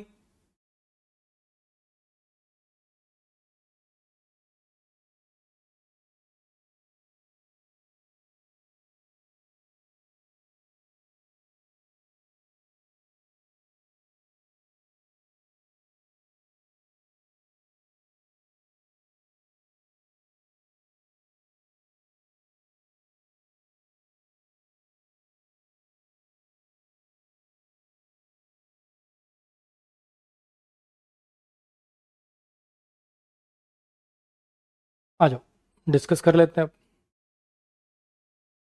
The cat jumped over the fence. बिल्ली कूद गई फेंस के ऊपर से। The cat jumped over the fence. बिल्ली कूद गई फेंस के ऊपर से। ठीक है। जंप, जम्प्ड, जम्प्ड क्या हो गया जी? वर्ब हो गया। कौन कूदी? बिल्ली। सब्जेक्ट हो गया। पार्ट्स ऑफ स्पीच नाउन हो गया। कैट, कैट्स ऐसा लगा के प्लूरल कर सकते हैं, हाँ कि ना? द आर्टिकल भी लगा हुआ है। ठीक। अच्छा, ये जो इन, एन, और in, on, at, for, from, by, with, ये सब क्या होते हैं? ओवर, अंडर, ये सब क्या है? प्रीपोजिशंस होते हैं। सुन रखा होगा आपने, है ना? देखो, द कैट जम्प्ड, बिल्ली कूदी। अब मैं बताना चाह रहा हूं फेंस के ऊपर से कूदी, टेबल के नीचे से कूदी, अलमारी के ऊपर से कूदी, उस आदमी के ऊपर कूदी। तो ये क्या है? मैं एक नई इंफॉर्मेशन ऐड कर रहा हूं ना। मुझे फेंस वर्ड लगा के एक नई इंफॉर्मेशन ऐड करनी थी, फिर उसको कनेक्टर चाहिए, तो ओवर प्रीपोजिशन लगाई। और ये वाला जो फेंस नाउन है ये प्रीपोजिशन का ऑब्जेक्ट बनने का काम कर रहा है। क्लियर हो गया? तो यहां पे मेरे से जंप्ड का पूछा था, तो ये वर्ब हो जाएगा। ये सेकंड वाला अभी मैंने आपको छोड़ने को बोला है, क्योंकि इसमें ना लिंकिंग वर्ब आ रही है। इज ना लिंकिंग वर्ब होती है, ऐसी वर्ब जिसमें एक्शन नहीं होता। राहुल इज स्मार्ट, किसके बारे में कुछ बताया जाता है, आगे पढ़ेंगे। पेशेंस रखनी पड़ेगी बच्चे, जैसा मैं बार बार कह रहा हूं। जैसे एक ना डायलॉग भी यूज करता हूं कि मैं नया लौंडा नहीं हूं। 12 साल हो गए बच्चे मुझे पढ़ाते हुए, तो आपको मेरे साथ बस इतनी पेशेंस रख लो कि जिस टाइम पे मैं जो पढ़ा रहा हूं तुम बस उतना सुनो कि हाँ ये मुझे समझ में आ गया क्या, कौन सा टॉपिक कहां पढ़ाना है, सब्जेक्ट कॉम्प्लीमेंट वर्ड अपने मुंह से कब निकालना है, ऑब्जेक्ट कॉम्प्लीमेंट वर्ड कब निकालना है, वो मेरा काम है। वो मैंने अपने हिसाब से एक फ्लो बना रखा है जिससे आपको सब कुछ आ जाए बिना दिक्कत हुए। दिक्कत अक्सर, मैं किसी टीचर की बुराई नहीं कर रहा, लेकिन अक्सर बच्चों को दिक्कत इसी वजह से होती है क्योंकि टीचर कॉम्प्लिकेटेड टॉपिक को बीच में फंसा देते हैं। सिर्फ बस वर्ड आ गया उसको वहां पे ही पढ़ा देने के चक्कर में, या किसी पर्टिकुलर किताब में वैसे लिखा हुआ है तो वो चीज उस किताब में वैसे लिखी हुई है इसलिए हम भी वहीं पढ़ाएंगे। उस चक्कर में ना बच्चा पकड़ नहीं पाता चीजों को। मैं मेरे हिसाब से पढ़ाता हूं बच्चे, मेरा जो पढ़ाने का फ्लो है वो किसी किताब से मैच नहीं हो रहा होगा। मैं पहला चैप्टर प्रोनाउन से शुरू करता हूं, मुझे नहीं लगता ग्रामर की आपने एक भी ऐसी किताब देखी होगी जिसमें प्रोनाउन चैप्टर से चैप्टर शुरू होते हैं, या किसी टीचर को प्रोनाउन से शुरू करते हुए देखा होगा। मैंने अपना फ्लो अपने हिसाब से डिजाइन किया है, ऐसा डिजाइन किया कि हिंदी मीडियम के बच्चे को भी एक एक वर्ड क्रिस्टल क्लैरिटी से समझ आए। तो कौन सी चीज कहां पढ़ानी है, कहां बोलनी है, वो मैं अपने बेस पे करूंगा। आप खाली ये देखो कि जिस समय पे जो मैं बोल रहा हूं वो समझ आ रहा है क्या आपको? हाँ जी। She danced gracefully. She danced gracefully, वो बड़ा ग्रेसफुली नाची। डांस, डांस्ड, डांस्ड क्या हो गया? वर्ब हो गया। कौन नाची? शी नाची, तो ये सब्जेक्ट हो गया। अब ये ही, शी, इट, दे सब क्या होते हैं? प्रोनाउन होते हैं। कैसे नाची भैया वो? कैसे नाची वो? She danced energetically, she danced gracefully. ये क्या है? कोई काम कैसे हो रहा है, हाँ कि ना? एनर्जेटिकली नाची, ग्रेसफुली नाची, है ना? जो वर्ब के बारे में कुछ बताए वो क्या हो जाते हैं जी, एडवर्ब हो जाते हैं। अब यहाँ पे एक डाउट और आ रहा होगा छोटा सा, एक डाउट हो रहा होगा और आ रहा होगा छोटा सा कि सर ऑब्जेक्ट नहीं आया इनमें दोनों में। अभी आपने सर पीछे जितने सेंटेंस लिखे देखो, यहां ऑब्जेक्ट आ रहा है, यहां ऑब्जेक्ट आ रहा है, यहां ऑब्जेक्ट आ रहा है, सर इन दोनों सेंटेंस में तो ऑब्जेक्ट ही नहीं आया। तो बच्चे वर्ब का ऑब्जेक्ट आना ना जरूरी नहीं होता। कब जरूरी नहीं होता आपको मैं समझाने की कोशिश करता हूं, थोड़ी सी देखो समझने की कोशिश करना। मान लो मैं ऐसा लिखूं, ही वॉक्स स्लोली, ठीक है, मान लीजिए मैंने ऐसे लिख दिया। अब इतनी बात तो सबको समझ में आ रही होगी कि वॉक्स वर्ब हो गया। अच्छा ये काम किया किसने, ही ने, तो ये सब्जेक्ट हो गया, पार्ट्स ऑफ स्पीच इसका प्रोनाउन हो गया। अब जरा समझने की कोशिश करना ये ऑब्जेक्ट होता क्या है। ऑब्जेक्ट वो चीज होती है जिस पर एक्शन का ट्रांसफर होता है। जैसे मान लो मैं कहूं कि राजेश स्लैप्ड शालिनी, राजेश ने थप्पड़ मारा शालिनी को, वो जो थप्पड़ का एक्शन है वो ट्रांसफर हो गया एक सब्जेक्ट से ऑब्जेक्ट पर, या कह लो डूअर से रिसीवर पर। मेरी कुछ बात आई समझ में क्या कहना चाह रहा हूं। आई बॉट अ बैग, मैंने एक बैग खरीदा, आई सब्जेक्ट है, काम हुआ खरीदने का, क्या खरीद लिया गया, बैग, एक्शन ट्रांसफर हो गया। लेकिन ये जो काम है वॉक, चलना, क्या इसमें किसी पर एक्शन ट्रांसफर हुआ, मैंने चलने का काम किया, क्या इसका इस काम का कोई रिसीवर है, हाँ जी। वो स्लोली चलता है, वो तेज दौड़ता है, वो जल्दी सो जाता है, ऐसे एक्शन जिसमें कोई एक्शन का ट्रांसफर किसी दूसरी चीज पर हो ही नहीं रहा, ऐसे वाक्यों में ऑब्जेक्ट नहीं होगा। बिल्ली कूदी, बिल्ली कूदी, क्या कोई एक्शन का ट्रांसफर हुआ किसी चीज पर यहां पर। वो नाची, मेरी बात समझ में आ रही है, जैसे वो चला, वो भागा, वो उछला, वो नाचा, ऐसे एक्शन जिसमें किसी दूसरी चीज पर ट्रांसफर ही नहीं हो रहा एक्शन, तो वहां पे ऑब्जेक्ट आपको देखने को नहीं मिलेंगे। इसको बोलते हैं ट्रांजिटिव वर्ब और इनट्रांजिटिव वर्ब। ट्रांजिटिव वर्ब जिसके पास ऑब्जेक्ट होता है और इनट्रांजिटिव जिसके पास नहीं होता है, ये भी हम आगे पढ़ेंगे। बस अभी के लिए कुछ बच्चों के माइंड में डाउट आया होगा, जैसा मैंने आपको पहले कहा कि आपके माइंड में डाउट आने से पहले आपको उसका जवाब मिल जाएगा। अभी मैं अगर अगली स्लाइड पे चला जाता तो मन में रह जाता, यार पूछूं कि ना पूछूं, यार इसमें ऑब्जेक्ट क्यों नहीं आ रहा। तो वो जो आपकी जो हिचक है ना, उसको भी आपको तोड़ने की जरूरत नहीं पड़ेगी। 12 साल में जो जिस समय पर जो पूछा जा सकता था वो मुझसे पूछा जा चुका है, और मैंने उसको अपने कोर्स का पार्ट बना लिया। ये चीज आपको रोज क्लास में आओगे तो महसूस होगी, अरे यार यही तो सोच रहा था मैं, इसको कैसे पता चल गया। रोज महसूस होगी आपको ये क्लास। नेक्स्ट पे आ जाइए। द बर्ड्स आर सिंगिंग, पक्षी गा रहे हैं। अब आपको पता है सिंग सैंग संग क्या हो गया, वर्ब हो गया, ठीक है। अच्छा ये जो is am are was were होते हैं, जब ये वर्ब से पहले लग जाएं, he is teaching, he is dancing, इनको क्या बोलते हैं, हेल्पिंग वर्ब बोलते हैं। Is am are was were जब वर्ब से पहले लग जाए इनको क्या बोलते हैं, हेल्पिंग वर्ब बोलते हैं। बर्ड्स क्या हो गया, सब्जेक्ट हो गया। पार्ट्स ऑफ स्पीच क्या हो गया, नाउन हो गया। क्लियर होगी इतनी बात। द बर्ड्स आर सिंगिंग, काम हो रहा है गाने का, गाया किसने, बर्ड्स ने, तो बर्ड सब्जेक्ट हो गए। बर्ड, बर्ड्स ऐसे लगा के प्लूरल हो सकता है, नाउन हो गया, बात खत्म हो गई। तो ये बर्ड्स क्या हो गया, नाउन हो गया। दे अराइव्ड एंड लेफ्ट अर्ली, वो आए और जल्दी चले गए, वो आए और जल्दी चले गए, वो आए। अच्छा इसका अरे यार सॉरी भाई, उसमें ब्रैकेट में तो शी था ना, उसमें ब्रैकेट में शी था, मुझे लगा ग्रेसफुली। ब्रैकेट में शी था, ये प्रोनाउन आएगा। मैं वो ग्रेसफुली के बारे में बताते बताते ना मेरे को लगा ब्रैकेट में ये, ठीक है। ऐसे तो नहीं लग रहा तुम्हें, आता नहीं है इसको, है इट्टे मान जाओ। दे अराइव्ड एंड लेफ्ट अर्ली, वो आए और जल्दी चले गए। अब आपको दिख रहा होगा arrive, arrived, arrived, leave, left, left, ये तो यार एक्शन को दिखा रही हैं, 3 फॉर्म भी चल रही हैं। दो दो वर्ब कैसे आ गई एक साथ, क्योंकि कंजंक्शन लगी हुई है। ये भी वर्ब है और ये भी वर्ब है, ये 2 वर्ब एक साथ कैसे आई, क्योंकि कंजंक्शन लगी हुई है। कौन आया जल्दी, दे, ये प्रोनाउन है, सब्जेक्ट है। और दे अराइव्ड एंड लेफ्ट अर्ली, वो आए और चले गए जल्दी। तो ये अर्ली ने क्या बताया, वर्ब के बारे में कुछ बताया, कब चले गए, जल्दी चले गए। जो वर्ब के बारे में कुछ बताया उसको क्या कहते हैं, एडवर्ब कहते हैं। अब मेरे से यहाँ एंड को ब्रैकेट में डाला था, जिसने 2 वर्ड को जोड़ा है, इसलिए कंजंक्शन हो गया। ही वॉक्ड इनटू द रूम, वो रूम के अंदर चल के रूम के अंदर चला गया, शी है जो भी है। वॉक्ड वर्ब हो गया, शी सब्जेक्ट हो गया, प्रोनाउन हो गया, इनटू प्रीपोजिशन हो गया, in, on, at, for, from, why, by, with, between, among, क्या होते हैं सब प्रीपोजिशन होते हैं। तो ये क्या हो गया प्रीपोजिशन। प्रीपोजिशन के बाद ये नाउन लगाया है आपने सेंटेंस में नई इंफॉर्मेशन ऐड करने के लिए, जिसका ये प्रीपोजिशन कनेक्टर की तरह से काम कर रहा है। जैसे वर्ब के बाद अगर नाउन आए तो वर्ब का ऑब्जेक्ट होता है, ऐसे प्रीपोजिशन के बाद आने वाले नाउन को प्रीपोजिशन का ऑब्जेक्ट कह देते हैं। ये बात हम आगे दोबारा भी पढ़ेंगे। अभी के लिए इनटू क्या है जी, प्रीपोजिशन है। अलास, हुर्रे, ये सब क्या होते हैं, इंटरजेक्शन होते हैं। सब्जेक्ट है, वर्ब है, ये ऑब्जेक्ट है, इसका पार्ट्स ऑफ स्पीच नाउन है, बस बसेस इसका पार्ट्स ऑफ स्पीच प्रोनाउन है। अब तेज तुम भी कर पा रहे होगे ना, तुम्हारा माइंड भी इनको जल्दी जल्दी कर पा रहा होगा, हाँ कि ना। अलास क्या हो गया, इंटरजेक्शन हो गया।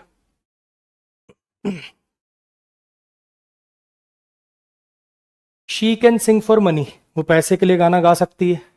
शी सब्जेक्ट हो गया। ये जो कैन, कुड, मे, माइट है ना, आगे पढ़ेंगे, मॉडल होते हैं, ये भी हेल्पिंग वर्ब की तरह से काम करते हैं। जैसे is, am, are, was, were, has, have, had, ये हेल्पिंग वर्ब बनते ना, ऐसे ये भी हेल्पिंग वर्ब बनते। ये मेन वर्ब हो गया।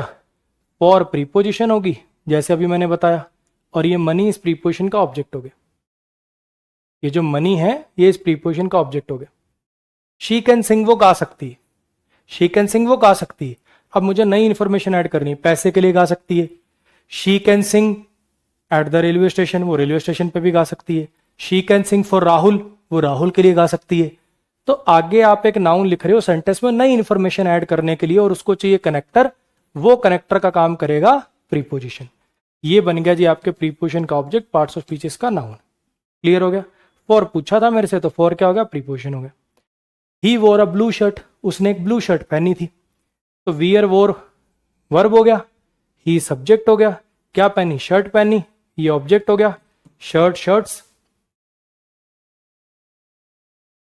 ये जो एस या एस लगा के एक वचन से बहुवचन जाने का जो काम कर सकते हो जिसके साथ, वो नाउन होते हैं। Shirt, shirts. ही प्रोनाउन हो गया। कैसी शर्ट पहनी, ब्लू शर्ट पहनी। He wore a blue shirt, white shirt, long shirt, short shirt, new shirt, old shirt, costly shirt, costly shirt. क्या है ये सब, शर्ट की विशेषता बता रहे हैं। जो एक नाउन की विशेषता बताई वो क्या हो जाता है, एडजेक्टिव हो जाता है। लो जी, एडजेक्टिव हो गया। बोलो जी, क्लैरिटी आ गई क्या। हाँ जी, ये जितने क्वेश्चंस मैंने आपको बताए इसमें ही वॉक स्लोली में स्लोली एडवर्ब था। कुछ क्लैरिटी आई, बेसिक थोड़ा थोड़ा समझ में आया कि नाउन क्या काम करता है, एडजेक्टिव क्या काम करता है, एडवर्ब क्या काम करता है, कुछ क्लैरिटी आई। चलो अब थोड़े से और डिटेल वाले बेसिक पे जाते हैं। तो एक एक लाइन का बेसिक था, अब थोड़ा और डिटेल पे चलते हैं। अच्छा, नाउन क्या होता है, कितने टाइप का होता है, क्या काम करता है। अब वो एक एक लाइन से एक एक लाइन के बेसिक से अब हम 40-40 मिनट वाले बेसिक पे जा रहे हैं। ठीक, मुझे लगता है कि सब बच्चों ने पढ़ रखा होगा। देखो मैं फिर बता रहा हूं, पढ़ाऊंगा बच्चे मैं ऐसे ही, ये मान के कि मेरे आगे बैठा है बिल्कुल बेसिक हिंदी मीडियम का बच्चा, हरियाणा बोर्ड का बच्चा, बिहार बोर्ड का बच्चा, यूपी बोर्ड का बच्चा, बंगाली बोर्ड का बच्चा, जिसको बेसिक बातें भी बड़ी मुश्किल से याद है कि नाउन क्या होता है, प्रोनाउन क्या होता है। मैं यहां से बैच को उठाऊंगा, लेकिन यह भी वादा है कि एडवांस से एडवांस जो जितना एडवांस पढ़ाता हो उस लेवल तक आपको समझा दूंगा, और वो भी बिना रटाए, लॉजिकली एक्सप्लेन करके। बस जो मैं पढ़ा रहा हूं, जितना मैं पढ़ा रहा हूं उसको अच्छे से सुनना है, आगे नहीं भागना है मुझसे।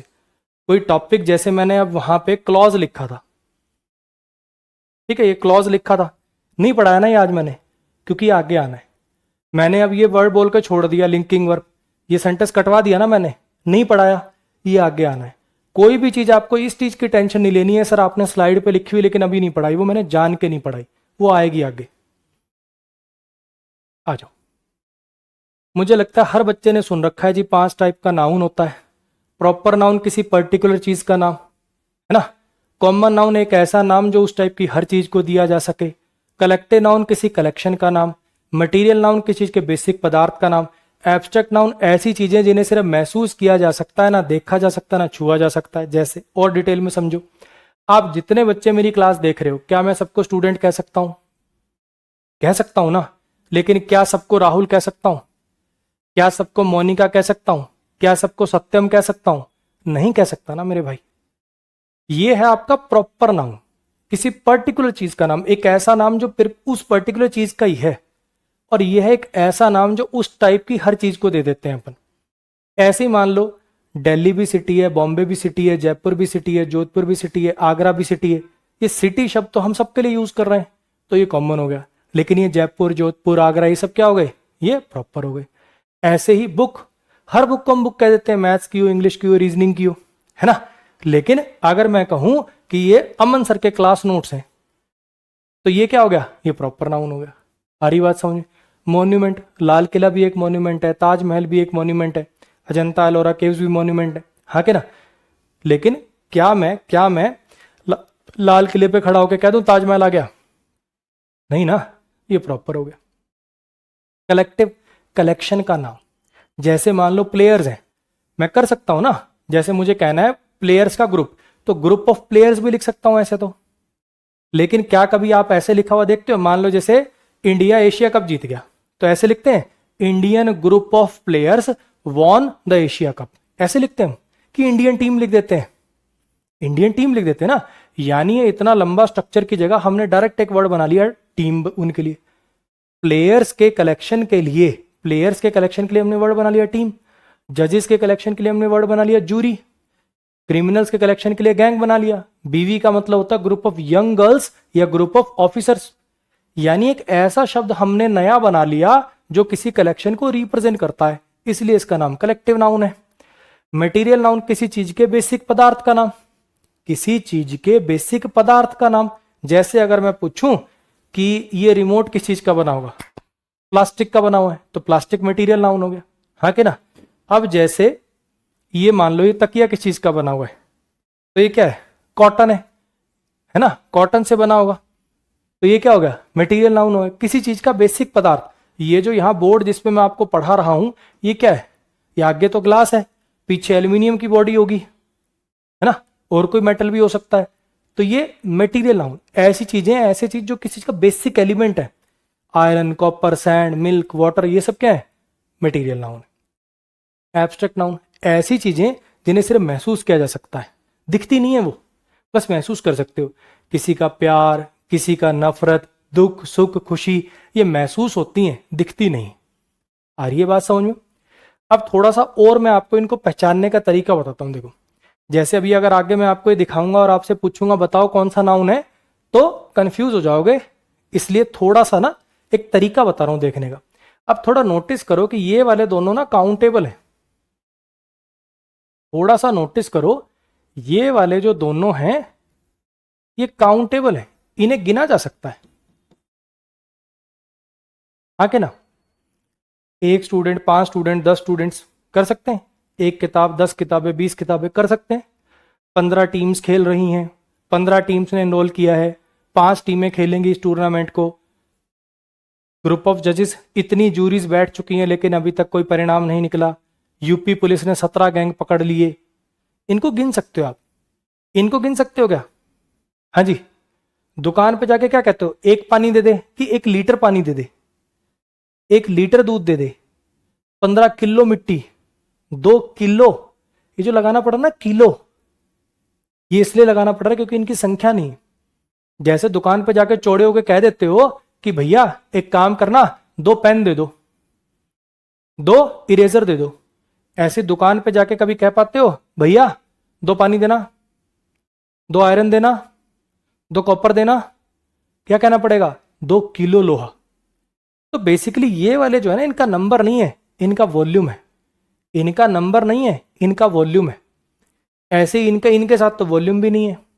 ना तो मैं ये कह सकता हूं, ना तो मैं ये कह सकता हूं कि उसके अंदर 8 बहादुरी है, ना मैं ये कह सकता हूं कि उसके अंदर 15 किलो बहादुरी है, उसके अंदर 15 लीटर बहादुरी है, नहीं कह सकता ना। तो ये वाले जो हैं ये अनकाउंटेबल में जाते हैं,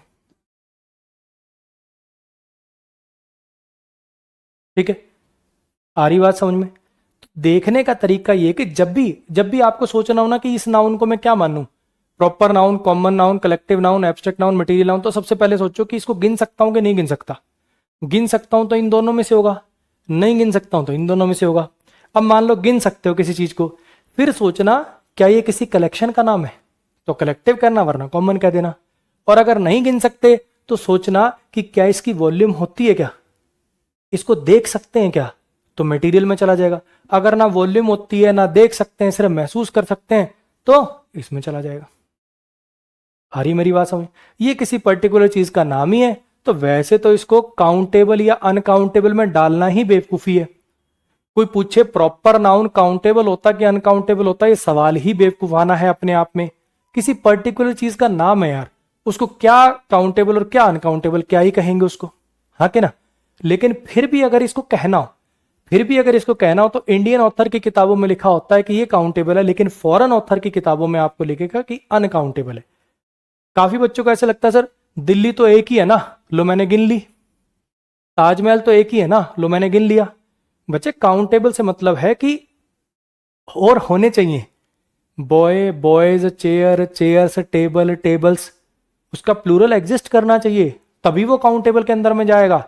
जो चीज ही एक है पूरी दुनिया में, वो काउंटेबल अनकाउंटेबल का तो मतलब ही खत्म हो गया उसका। लेकिन फिर भी अगर कहना हो, हालांकि ये सवाल ही बेवकूफाना है, लेकिन फिर भी कहना हो तो ये अनकाउंटेबल में जाता है, और इसको पहचानना बिल्कुल आसान है क्योंकि एक पर्टिकुलर चीज का नाम है। अब आप एक काम करेंगे, सोचिए जरा, ये कुछ नाउन यहां पर लिखे हुए हैं, तसल्ली से जो मैंने अप्रोच बताई है ना, उस अप्रोच से सोचना, सीधा मत सोचना। पहले सोचो कि इसको गिन सकता हूं कि नहीं, और फिर डिसाइड करना, ठीक है। करो ट्राई।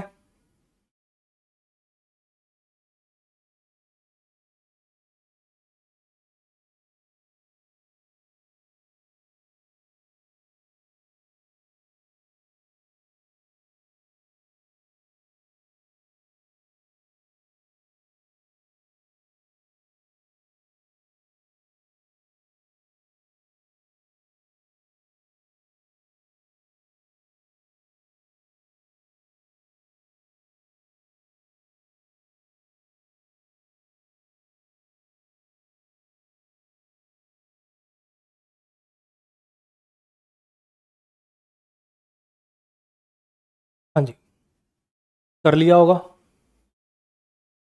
चाय, टी, कह तो देते हो हिंदी में एक चाय ले आ। अरे जानू एक चाय बना लाओ, भगवान एक चाय तो प्या दे, हैं। आगे से जवाब मिले हाँ ढाबा खोल रखा ना यहाँ, दिन की 10 चाय मांग रहा। चाय, टी, तो टी जो है, क्या इसको आप गिन सकते हो? खुद लॉजिकली सोचो, हिंदी में हम कह देते हैं, लेकिन रियलिटी में आप क्या मांग रहे हो? एक कप चाय मांग रहे हो। कप को गिन सकते हैं, 1 cup, 2 cup, 3 cup, 4 cup, 5 cup. चाय को गिन सकते हो?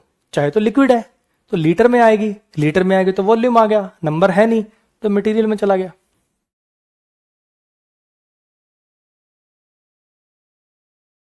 चेयर, कुर्सी, कुर्सियां, 1 कुर्सी, 2 कुर्सी, 5 कुर्सी, गिन सकते हो।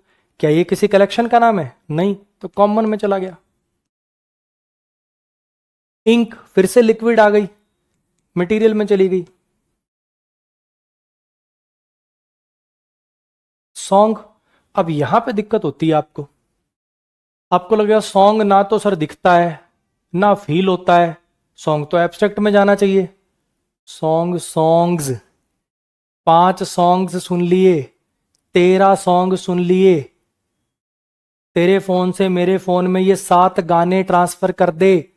सॉन्ग, सॉन्ग्स, प्लूरल हो पा रहा है, प्लूरल हो पा रहा है तो बच्चे ये काउंटेबल हो गया। काउंटेबल हो गया तो कॉमन कलेक्टिव में से एक जाएगा। किसी कलेक्शन का नाम तो है नहीं, किसी कलेक्शन का नाम तो है नहीं। जैसे गानों की कलेक्शन को एल्बम कहते थे, तो एल्बम होता तो वो कलेक्टिव होता, अभी तो ये कॉमन में डालना पड़ेगा। इसीलिए मैं आपको कह रहा था कि इस अप्रोच से सीखना है। हाँ जी, म्यूजिक, म्यूजिक को किस में डालें? म्यूजिक को किस में डालें? बोलो, म्यूजिक का म्यूजिक्स हो सकता है क्या? नहीं, तो फिर ये एब्स्ट्रैक्ट में चला गया। ना दिखाई देता है, ना सुनाई देता है, ना प्लूरल, मतलब ना दिखाई देता है और ना ही इसको काउंट कर सकते हो, और इसका प्लूरल भी पॉसिबल नहीं है, तो इसको डालेंगे एब्स्ट्रैक्ट में।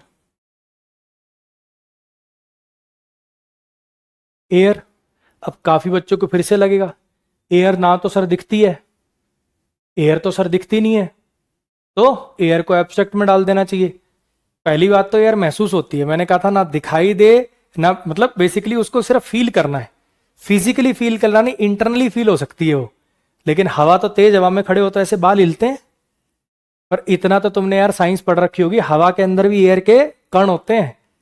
ये जो बाकी चीजें ना, देखो समझना, ये ऐसी चीजें यार जो मतलब सिर्फ नाम है, इनकी कोई फिजिकल वर्ल्ड में एग्जिस्टेंस नहीं है। मेरी बात समझना, जैसे मान लो मैं आपको कहूं, जैसे मान लो आपको मैं कहूं कि कॉमन नाउन है, जैसे हर पेड़ को ट्री कह सकते हैं अपन। ट्री कैसा होता है तुम्हें पता है ना, कि ऐसा, अच्छा ऐसे तना सा होगा, ऐसे होगा ट्री। किताब कैसी होती है सर, ऐसे पेजेस होंगे ऐसे। तुम्हारे दिमाग में उसकी एक इमेज है ना। ये जितनी चीजें हैं देखो, ये तुम्हें पता है क्या है। लेकिन अगर मैं तुमसे पूछ लूं, अगर मैं तुमसे पूछ लूं कि ऑनेस्टी की कोई शेप होती है, ईमानदारी की कोई शेप, कलर, साइज में कितनी बड़ी है, बता पाओगे कुछ? ये ऐसी चीजें हैं बच्चे जिनकी फिजिकल वर्ल्ड में कोई एग्जिस्टेंस नहीं है। एयर की तो है ना, एयर की तो है ना एग्जिस्टेंस। और दूसरी बात मुझे लगता है कि इतनी साइंस तो आपने पढ़ रखी है कि एयर की वॉल्यूम होती है सेंटीमीटर क्यूब में मापते हो। एयर को सेंटीमीटर क्यूब में माप के इसकी वॉल्यूम मापते हो कि नहीं मापते हो? और एयर कुछ होता ही नहीं है, तो जब टायर में हवा भरवाते हो टायर फूल कैसे जाता है? क्यों फूला हुआ रहता टायर? तो एयर भले ही दिखती ना हो, लेकिन एयर की वॉल्यूम होती है, तभी तो तुम्हारा टायर फूलता है। तो एयर जाएगी बच्चे मटेरियल नाउन में।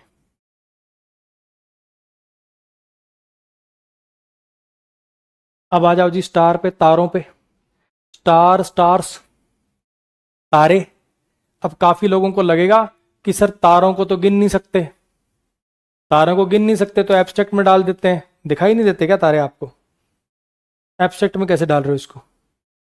सोचो, सोचो। बच्चे गिन सकते हैं। टोट, देखो दो वर्ड के अंदर शायद आपको डिफरेंस, थोड़ा ना दिमाग आपका पजल हो रहा है। एक होता है अनकाउंटेबल और एक है काउंटलेस। अनकाउंटेबल का मतलब जिसको गिना ही नहीं जा सकता, और एक होता काउंटलेस, यानी इतना है नंबर, इतनी संख्या है उसकी कि अनगिनत है। तो समझना, तारे काउंटलेस होते हैं लेकिन अनकाउंटेबल नहीं होते। आपने सुना होगा ना सप्तऋषि, 7 तारों की एक वो क्वेश्चन मार्क शेप की एक आकृति बनती है। तो सप्तऋषि 7 तारे कैसे गिन लिए अगर गिन नहीं सकते तो समझने की कोशिश करना। स्टार का स्टार्स हो सकता है ना, प्लूरल हो सकता है, तो ये काउंटेबल है, तो ये कॉमन नाउन के अंडर में जाएगा। क्लियर हो गया? अब कुछ नाउन बच्चे ऐसे भी होते हैं जो सेंटेंस के अनुसार, सेंटेंस के अनुसार प्रॉपर भी हो सकते हैं, मतलब अलग अलग भी हो सकते हैं। जरूरी नहीं कि फुटबॉल हमेशा प्रॉपर ही होगा या फुटबॉल हमेशा कॉमन ही होगा। अभी समझाता हूं इस बात को, अभी समझ आ जाएगी आपको ये बात जो मैं कहना चाह रहा हूं। देखो, ये 4 सेंटेंसेस हैं, एक बार आप पढ़ो पहले इनको। इन 4 सेंटेंसेस को एक बार आप पढ़ो। हो सकता है कि 50% बच्चों को तो बात अपने आप ही क्लिक कर जाए जो मैं पढ़ाना समझाना चाहता हूं। पढ़ना एक बार।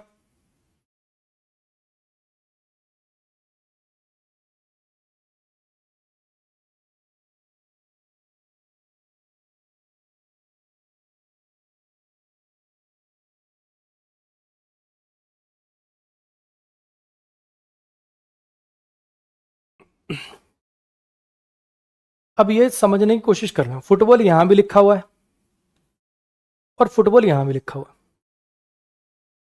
इन दोनों फुटबॉल में कुछ फर्क न समझ में आ रहा आपको? कि वो पहला वाला जो फुटबॉल है वो गेम का नाम लिखा हुआ मैंने, और दूसरे वाले में वो जो गेंद आती ना, बॉल, उसको रिप्रेजेंट कर रहा हूं। दोनों जगह वर्ड मैंने फुटबॉल ही लिखा है, लेकिन दोनों में फर्क है कि नहीं है? तो ये कहना चाह रहा हूं मैं कि कई बार सेंटेंस के अनुसार ना उसका नाउन का टाइप चेंज हो जाता है। जैसे अगर मैं कहूं, जैसे हर गेम को गेम कह सकते हो, फुटबॉल भी एक गेम है, हॉकी भी एक गेम है, क्रिकेट भी एक गेम है, खो खो भी एक गेम है, तो गेम हो गया कॉमन नाउन। लेकिन उनमें से किसी पर्टिकुलर को कहना है तो हॉकी प्रॉपर नाउन हो गया, क्रिकेट प्रॉपर नाउन हो गया, ऐसे कहना चाह रहा हूं मैं। तो उस लॉजिक से पहले सेंटेंस में फुटबॉल एक नाउन है जो कि प्रॉपर नाउन है। ठीक है?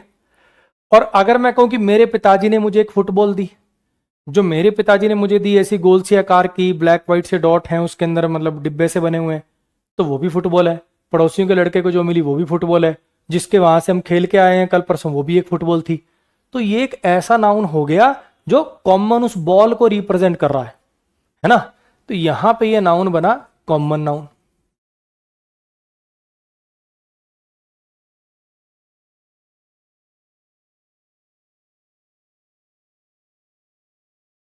ठीक। एलिफेंट मेरा फेवरेट एनिमल है, फिर से वही बात। हर हर इनको सबको देखो एनिमल कह सकते हो। एलिफेंट भी एनिमल है, लायन भी एनिमल है, जेब्रा भी एनिमल है ना। ये सारे क्या है, ये सारे के सारे एनिमल है। अरे बात समझ में। लेकिन मुझे एक बात बताओ कि एलिफेंट तो फिर प्रॉपर हो गया ना इस लॉजिक से देखें तो। एलिफेंट तो प्रॉपर हो गया इस लॉजिक से देखें तो, कि सबको एनिमल कह पा रहे हैं। ये पर्टिकुलर इस टाइप का दिखने वाला ये एलिफेंट है। अगर इस लॉजिक से सोचें तो ये प्रॉपर हो गया। जब आप कह रहे हो कि ये मेरा फेवरेट एनिमल है, यानी एनिमल्स में से जो सारे एनिमल्स है ना, उनमें से ये वाला जो ये मेरा फेवरेट है, तो आपने उसको प्रॉपर कर लिया। यहां पे इस सेंटेंस में ये एनिमल एलिफेंट नाउन जो है प्रॉपर है। लेकिन अगर मैं ऐसे बोलूं, मैंने कल एक एलिफेंट देखा, मैंने कल एक एलिफेंट देखा, तो यहां पे जो देखने का नजरिया उसमें समझना कि बच्चे जो आपने देखा वो भी एलिफेंट है, जो 7 दिन पहले आपके दोस्त ने देखा था वो भी एलिफेंट है। तो हर एलिफेंट को एलिफेंट कहते हैं।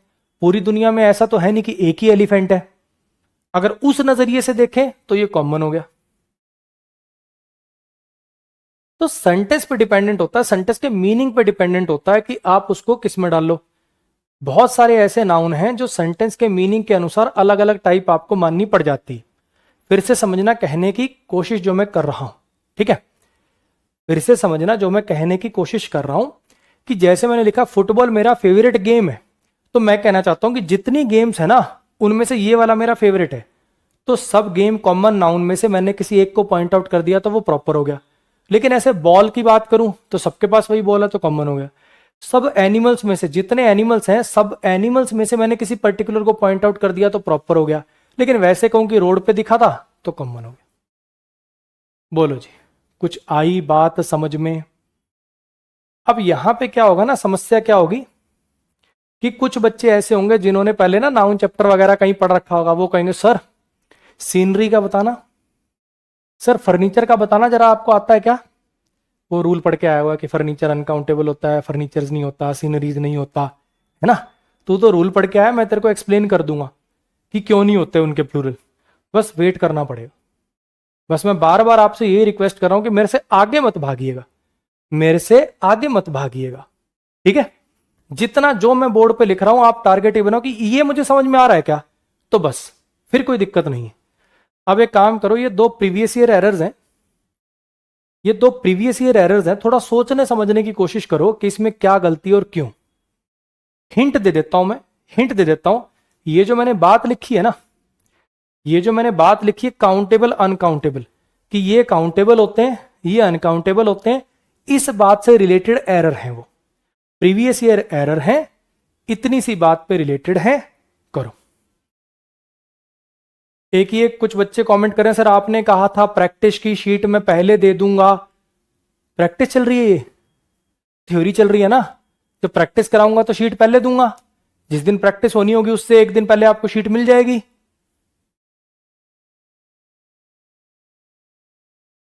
करो इनको, सोचो। बस 2 मिनट में छोड़ रहा हूं भाई, ये लास्ट ही सेंटेंस है, 2 मिनट में छोड़ रहा हूं, डोंट वरी।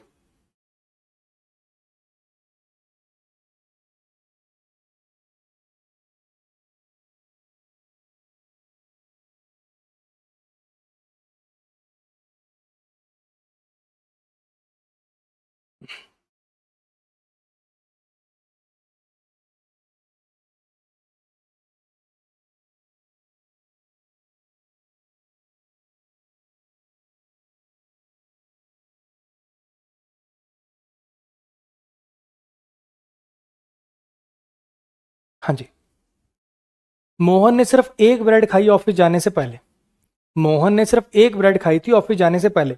अब ये जो ब्रेड होता है ना, ब्रेड, आप ब्रेड लेके आते हो, उसके पैकेट को कभी देखा है? उसके पीछे लिखा होता है 250 ग्राम, 300 ग्राम, 350 ग्राम। तो किसी चीज को अगर ग्राम्स में तोलना पड़ रहा है तो यानी काउंट नहीं होती होगी। आप वैसे देसी भाषा में कह देते हो, जैसे अपने पास तो स्लाइस्ड ब्रेड आती है ना, कटी हुई ब्रेड आती है, आप कहते हैं एक ब्रेड देना, लेकिन कायदे से क्या कहना चाहिए? ब्रेड की एक स्लाइस देना। ब्रेड काउंटेबल नहीं है, ब्रेड की एक स्लाइस बोलना चाहिए आपको, हाँ कि ना। तो ब्रेड एक अनकाउंटेबल नाउन है, मटेरियल नाउन है। ये जो यहां पर ब्रेड लिखा हुआ ना, ये अनकाउंटेबल नाउन है जी, ये एक मटेरियल नाउन है। और मटेरियल नाउन जब गिनती कर ही नहीं सकते उसकी, तो 1 2 3 कैसे लगा दिया उसके साथ? 1 वाटर, 1 मिल्क, 4 आयरन कर पाओगे क्या? तो गलत कर रखा आपने। तो सही करने का तरीका क्या है? आपको यहां पर लिखना चाहिए था 1 स्लाइस ऑफ ब्रेड, ब्रेड का एक स्लाइस, ब्रेड का एक वो कटा हुआ टुकड़ा। अब ये जो कॉन्सेप्ट है, ये जो आज अपन ने बेसिक पढ़ा उसी पे बेस्ड है, हाँ के ना। लेकिन ये मैं आपको नाउन चैप्टर में ही पढ़ाऊंगा। क्लियर होगी? ये खाली मैं आपको ट्रेलर दे रहा हूं, ये पढ़ाया नहीं आज मैंने, ट्रेलर दे रहा हूं कि कैसे ये जो बेसिक्स होते हैं ये आपको चीजों को एक्सप्लेन करने में काम करेंगे। सर पीस ऑफ ब्रेड लिख सकते हैं क्या? हाँ लिख सकते हो, लेकिन स्लाइस बेटर है। लोफ ऑफ ब्रेड लिख सकते हैं क्या? लोफ पूरा होता है, पूरा पैकेट खा जाओ तो लोफ होगा, लेकिन सेंटेंस पढ़ के पता लग रहा है ना कि कम खाया ये बताना है, तो स्लाइस सबसे बढ़िया वर्ड है। हार्डशिप होता कठिनाई, हार्डशिप्स कठिनाइयां, बहुत सारी कठिनाइयों के बावजूद उसने ईमानदारी का रास्ता नहीं छोड़ा। अब ये ईमानदारी कैसा नाउन है? अरे ये ईमानदारी कैसा नाउन है? ये एब्स्ट्रैक्ट नाउन है, हाँ के ना। ये अनकाउंटेबल है, हाँ के ना। तो अगर ये अनकाउंटेबल है तो इसके साथ एन कैसे आ गया? एन का तो मतलब 1 होता है। जब आप कहते हो अ बॉय, जब आप कहते हो अ बॉय, तो उसका मतलब होता ना एक लड़का, हाँ के ना। जब ये अनकाउंटेबल है तो इसके साथ आपने एन कैसे लगा दिया? तो इसका मतलब ये गलत हो गया, ये एन आपको ड्रॉप करना पड़ेगा। अब ये चीज मैं पढ़ाऊंगा आपको आर्टिकल चैप्टर में। ये सिर्फ ट्रेलर है, मैं फिर से बता दूं, ये एक ट्रेलर है। ये आपको ये दिखाने का तरीका है कि कैसे जो आप छोटी छोटी बातें पढ़ोगे बेसिक्स की, वो कैसे आपके चैप्टर्स के रूल को एक्सप्लेन करने में मदद करेंगी। ये कोई मैंने पढ़ाया नहीं है ये आपको, ये सिर्फ बताया है कि जैसे अगर मुझे ये पता है कि ब्रेड अनकाउंटेबल नाउन है, मटेरियल नाउन है, तो उसके बेस पे नाउन चैप्टर का एरर सॉल्व हो गया। अगर मुझे पता है कि ऑनेस्टी एब्स्ट्रैक्ट नाउन है, अनकाउंटेबल है, तो उसके बेस पे आर्टिकल चैप्टर का एरर सॉल्व हो गया। तो ऐसे ही जो कॉन्सेप्ट हम क्लास में पढ़ेंगे उनके बेस पे ग्रामर के रूल्स को लॉजिकल बनाते हुए चलेंगे। लास्ट में फिर वही बात, हर रोज आना, टाइम से आना, पहली क्लास के पहले सेंटेंस से आखिरी क्लास के आखिरी सेंटेंस तक मेरे साथ बने रहोगे तो इंग्लिश की वजह से एग्जाम नहीं रुकेगा, ये मेरा वादा है। ठीक है जी, बस कंसंट्रेशन से पढ़िए। मिलेंगे अगली क्लास में। आप सबको आज के लिए गुड नाइट।